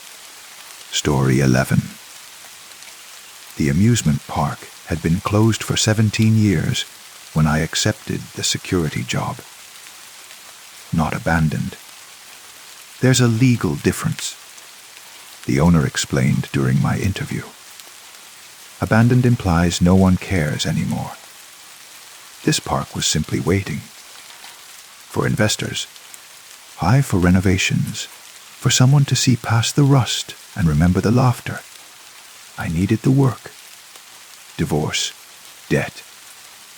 Decisions that seemed right at the time, but had aged poorly. The job was simple night watch, Monday through Friday. Walk the grounds twice per shift, make sure vandals and copper thieves stayed out. Easy money, the owner said. Nothing ever happens. He was wrong about that last part. The park covered 20 acres of what had once been prime land, but was now just overgrown pathways and buildings, slowly surrendering to weather and time. The roller coaster stood skeletal against the sky, its tracks warped and missing sections, like a smile with teeth punched out. The carousel horses had been sold off years ago, leaving just the platform and the mechanical works underneath, still functional, the owner claimed, though I had no intention of testing that. But the dollhouse, that was different. The dollhouse was complete. It stood at the far corner of the park, backing on to a wooded area where the city limits frayed into something more wild. 3 stories of Victorian architecture, painted in pastels that had faded to ghosts of their former brightness. Pink trim, yellow walls, blue shutters. It had been the park's main attraction once. A walk through house populated by hundreds of antique dolls in elaborate period settings. Families in dining rooms, children in nurseries, tea parties and birthday celebrations, all frozen in porcelain permanence. The dolls were still there. Too expensive to move, too fragile to sell in bulk. They waited in their rooms, seated at their tables, lying in their beds, playing their eternal games. Don't go in there, the owner told me during the walkthrough. Floors are unstable. Structural concerns. Just keep the exterior locked and check it from outside. He said it too quickly, not meeting my eyes. I nodded and took the keys and didn't ask why. If the structure was unsound, he hadn't condemned the building or torn it down. My first week passed without incident. I arrived at dusk, did my rounds, sat in the security office reading or watching shows on my phone, did another round at midnight, another at 3 a.m., then left at dawn. The park was peaceful in a melancholy way, not threatening, just sad. A place where joy had once lived but had moved out, leaving only the furniture behind. I avoided the dollhouse at first, not from fear, but from the peculiar unease it generated. Something about it felt wrong in a way I couldn't articulate. The other structures looked appropriately abandoned. Windows broken, paint peeling, nature reclaiming what humans had built. But the dollhouse looked maintained. Its windows were intact, its paint merely faded rather than destroyed. As if someone was still caring for it, keeping it ready for visitors who would never come. The dolls were visible through the windows, especially at night, when my flashlight swept across the glass. They sat in their appointed places, perfectly arranged, their glass eyes reflecting my light with unsettling intensity. The larger dolls were child-sized, eerily realistic, dressed in clothing from various eras. Victorian children in velvet and lace, 1920s flappers in beaded dresses, 1950s families in their Sunday best. On my 8th night, I noticed something odd. During my first round, I'd walked past the dollhouse and glanced through the front window out of habit. Inside, in what had been set up as a parlor room, 5 dolls were arranged around a small table. 2 adults, 3 children. A family scene. The father doll stood by a fireplace. The mother sat in a chair with a book. The children gathered around a toy chest. On my midnight round, I passed the same window. The father doll was now seated at the table. Just a small difference, barely noticeable. I told myself the floor had settled. Vibrations from my walking had shifted something. Old buildings move. Objects in them move. Natural causes. But at 3 a.m., when I passed again, all 5 dolls were seated around the table. As if the family had gathered for a meal I couldn't see. As if they had moved with purpose, with intention, following some schedule only they understood. I stood outside the window for a long time, my flashlight trained on the scene. The dolls stared ahead with their glass eyes, their painted faces fixed in pleasant expressions.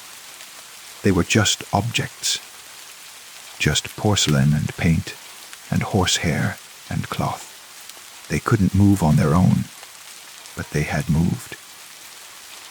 I was certain of that. I checked the door.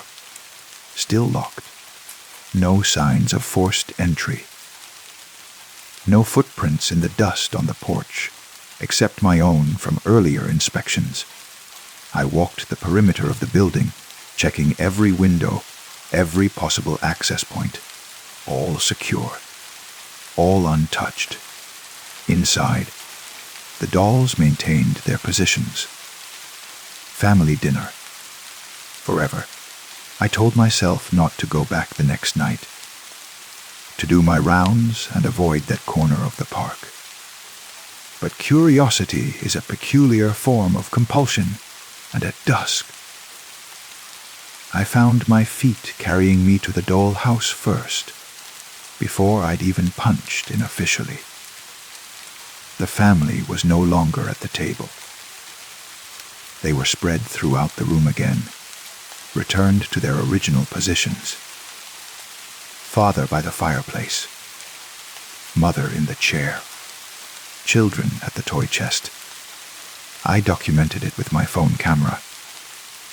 3 photos, 7 p.m., midnight, 3 a.m., establishing a record. Proof for myself, if nothing else. That night, they moved again. By midnight, the children had gathered around the mother. By 3 a.m., the entire family stood by the door, as if preparing to leave, to walk out of their room into the rest of the house, or out of the house entirely. I stopped taking pictures. Some things don't need documentation. Some things are better left unrecorded. Over the next week, I watched them. Not just the parlor family, but all of them. The dolls throughout the house. And I began to see the pattern. They weren't just moving. They were reenacting something. Each night, the same sequence, the same choreography.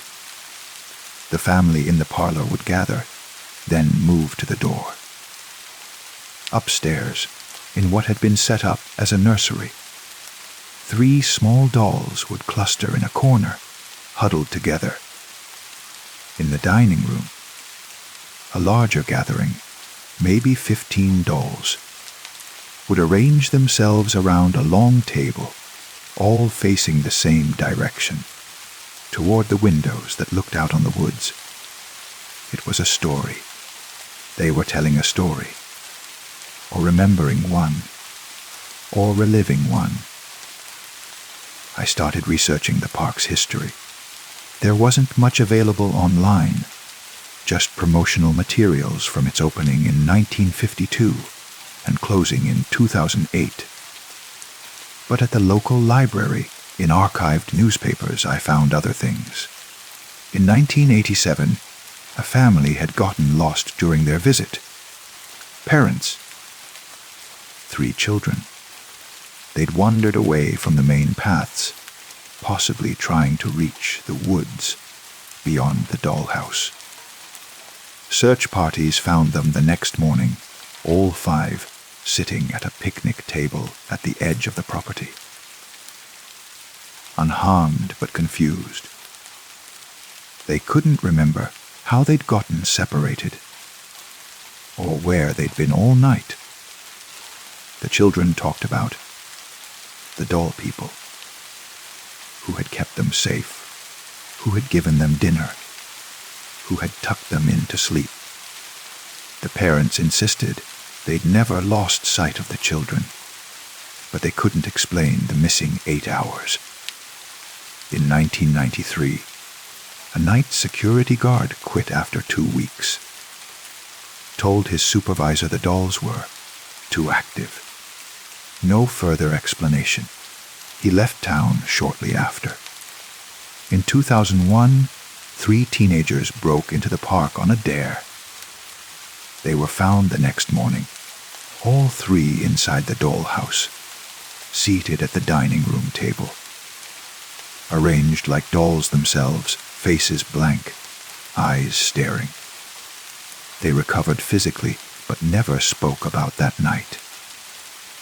One was institutionalized a year later. The other 2 moved away and refused all attempts at contact. In 2006, 2 years before the park closed, a janitor reported finding the dolls rearranged every morning, despite locking the dollhouse every night. Management dismissed his concerns, put him on day shift.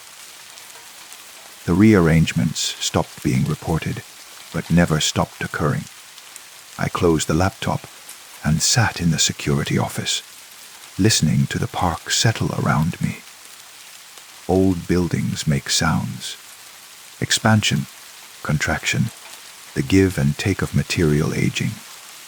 But these sounds seem different, purposeful, like footsteps, but smaller, like voices, but higher, like a house full of people. If the people were all the wrong size, I should have quit then. Should have walked out and never looked back. But there's something compelling about patterns, about mysteries with almost answers. And I wanted to understand. What were they showing me? What story was worth repeating every single night for years, maybe decades? On my 23rd night, I broke the owner's rule. I unlocked the dollhouse and went inside. The door opened smoothly, soundlessly. The interior smelled of dust and something else. Old fabric, aged wood, the particular scent of things carefully preserved. The electricity didn't work, but my flashlight was bright enough. The entrance hall was exactly as it appeared through the windows. Wallpaper in faded florals. A miniature coat rack with tiny coats still hanging. A console table with a vase that held long, dead flowers, preserved in their decay, and dolls. Everywhere. Watching from every corner. Every surface. Hundreds of glass eyes following my light. I walked through the parlor, where the family gathered each night. They were in their starting positions. Father at fireplace, mother in chair, children at toy chest. Up close, their craftsmanship was extraordinary. Real hair, hand painted features, joints that moved with disturbing fluidity. These weren't cheap carnival prizes. These were art. Valuable, beautiful, and deeply unsettling. I climbed the stairs, each step creaking under my weight. On the second floor, the nursery opened to my left. 3 small dolls in the corner. The ones I'd seen huddling. They were positioned facing the wall, their backs to the room. In the corner itself, the wallpaper was damaged, not from age, but deliberately, torn, clawed, as if small hands had tried to dig through to whatever was behind. The master bedroom held 2 large dolls in a 4-poster bed. Their eyes were closed. They looked peaceful, but there were restraints on the bed posts. Decorative, perhaps, part of the historical accuracy. Or something else. The 3rd floor was a ballroom.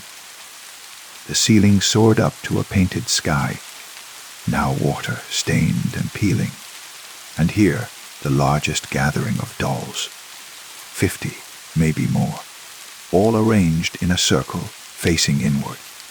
In the center of the circle, nothing, just empty floor. Except, not quite empty, there were marks on the wood. Scorch marks. Old. Decades old. Fire damage that had been partially cleaned, but never fully erased. I stood at the ballroom threshold and felt it then. The weight of attention. The sense of being observed not by objects, but by something that used objects as windows. The dolls weren't alive, nothing so simple as that.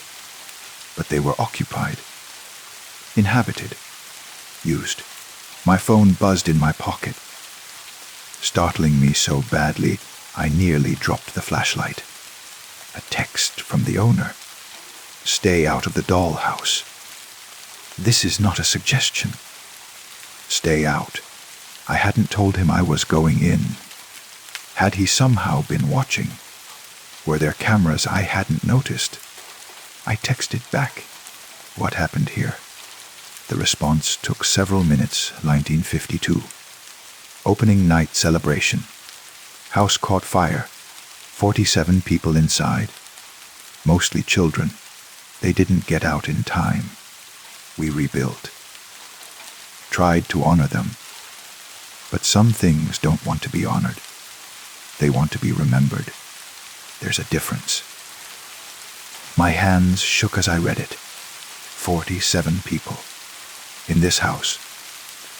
The park's main attraction, its grand debut. And it had become a tomb. The dolls came after. Another text appeared. Donated by families. By parents who lost children. They thought it would be a memorial. Beautiful. Peaceful. But grief doesn't work that way. Grief wants more than memory. It wants presence. It wants the lost thing back. I looked at the circle of dolls. 47 people. Maybe 50 dolls in this room. Close enough. Close enough for grief's math.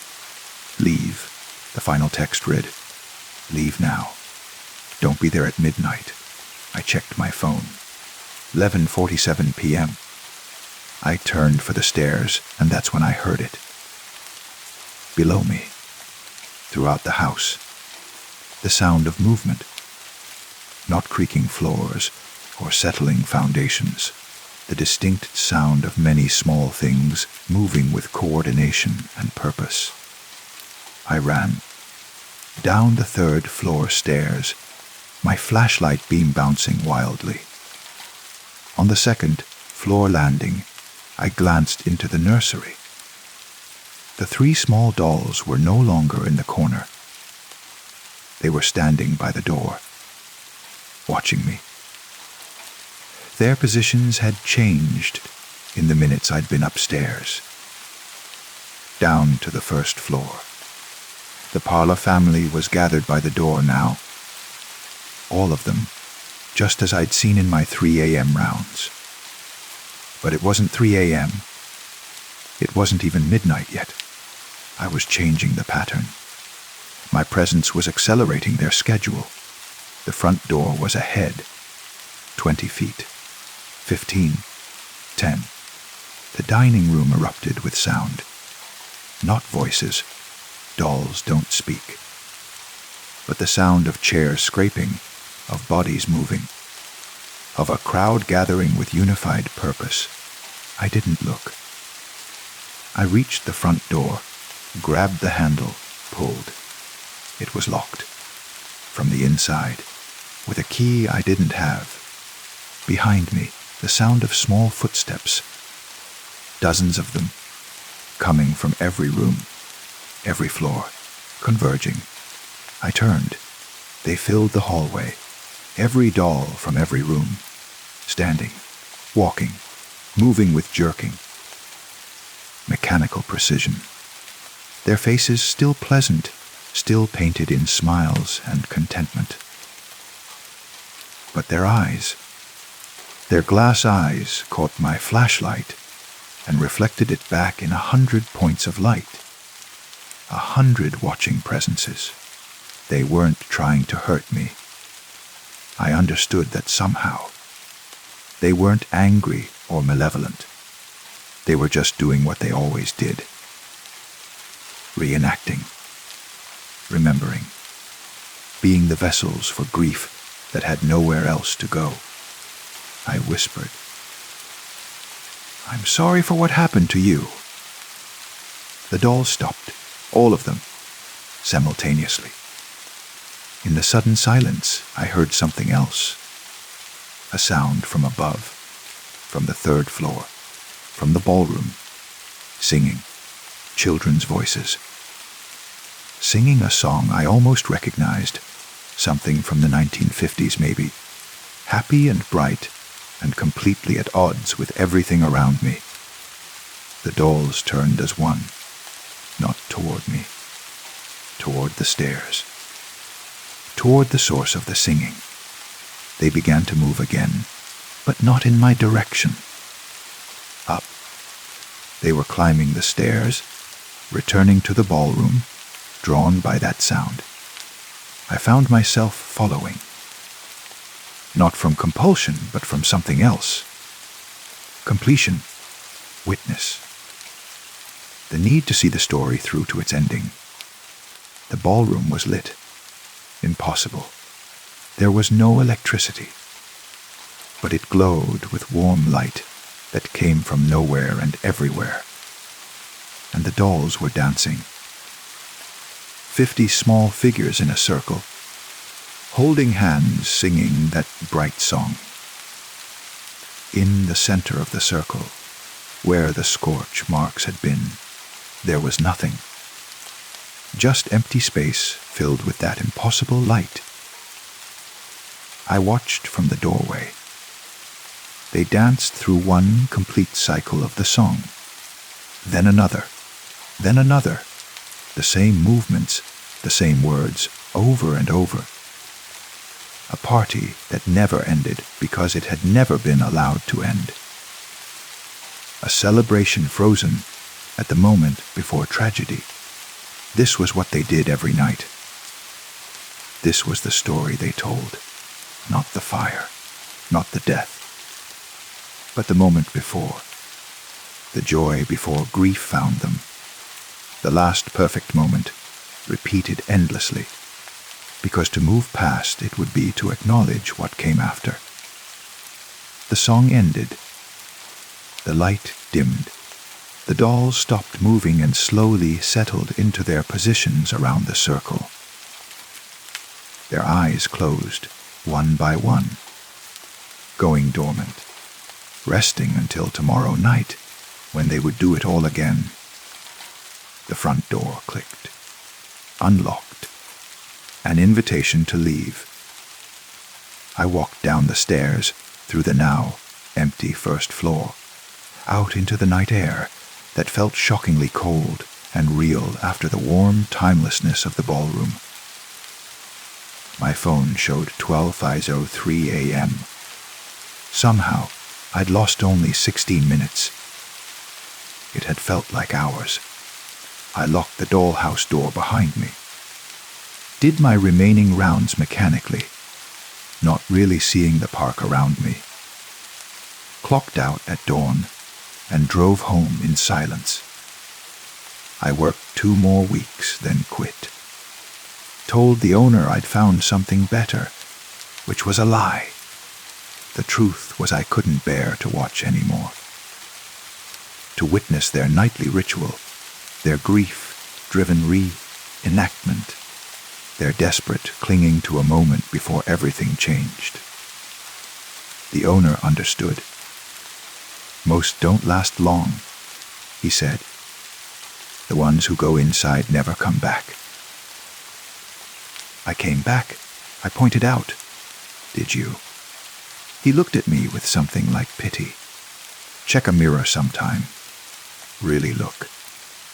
See if you came back all the way. I didn't understand what he meant until later. Until I caught my reflection in an unexpected surface and saw what he'd seen. A slight translucence. A quality of light moving through me rather than bouncing off. As if part of me had stayed in that ballroom, caught in that circle, dancing that endless dance. It fades over time. I'm more solid now than I was, more here. But there are moments, usually at night, usually when I'm alone, when I catch myself humming that song, the one they sang, the one I shouldn't remember, but do. And my body wants to move in ways it shouldn't, in patterns it never learned, following choreography from a celebration I never attended. They say grief is the last act of love, a way of keeping the lost close. But what they don't tell you is that grief can be greedy.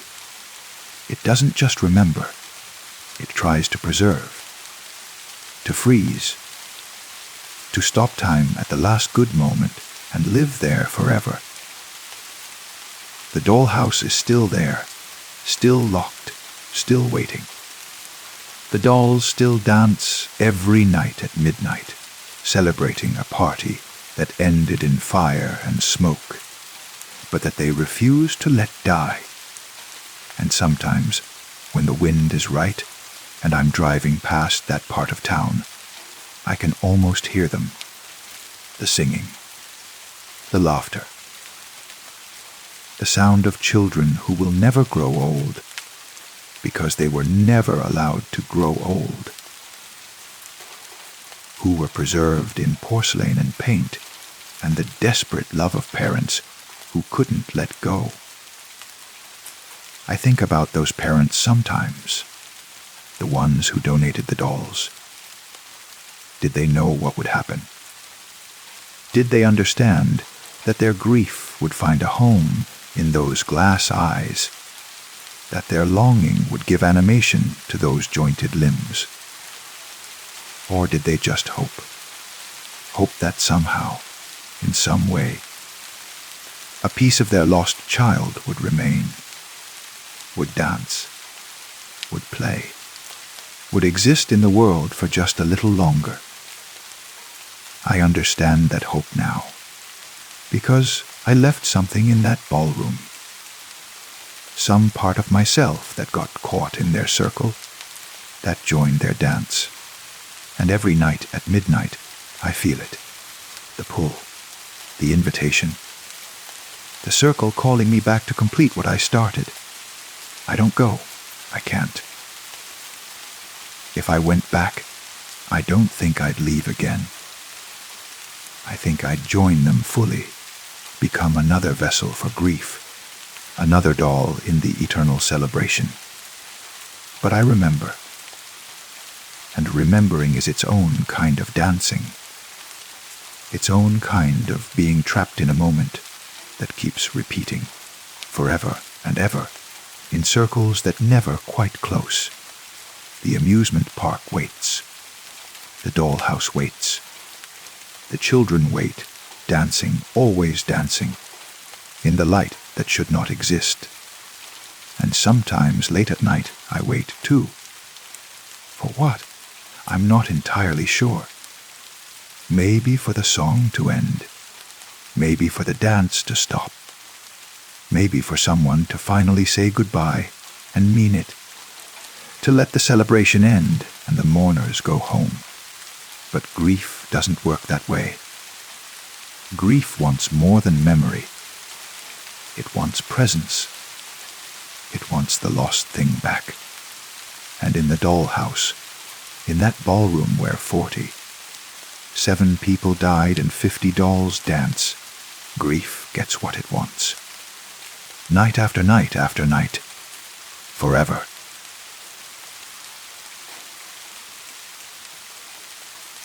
And with that, our time tonight comes to an end. To everyone who stayed until the very last moment, thank you. Truly, having you here sharing these shadows makes the darkness feel a little less empty. I'm grateful you chose to spend a piece of your night here with me. I hope these stories brought you that quiet shiver, the kind that makes you feel alive. There's something special about this, all of us, connected by the love of a good story, whispered in the dark. I'll be back soon with more echoes from the void, more mysteries waiting to be told. Until then, rest well, sleep deeply, and if you hear footsteps that shouldn't be there, just remember they're only stories. Oh, and before you drift off, if you enjoyed our time together, a like and a subscribe will make sure we meet again, somewhere in the dark. Thanks for listening. I'll see you next time.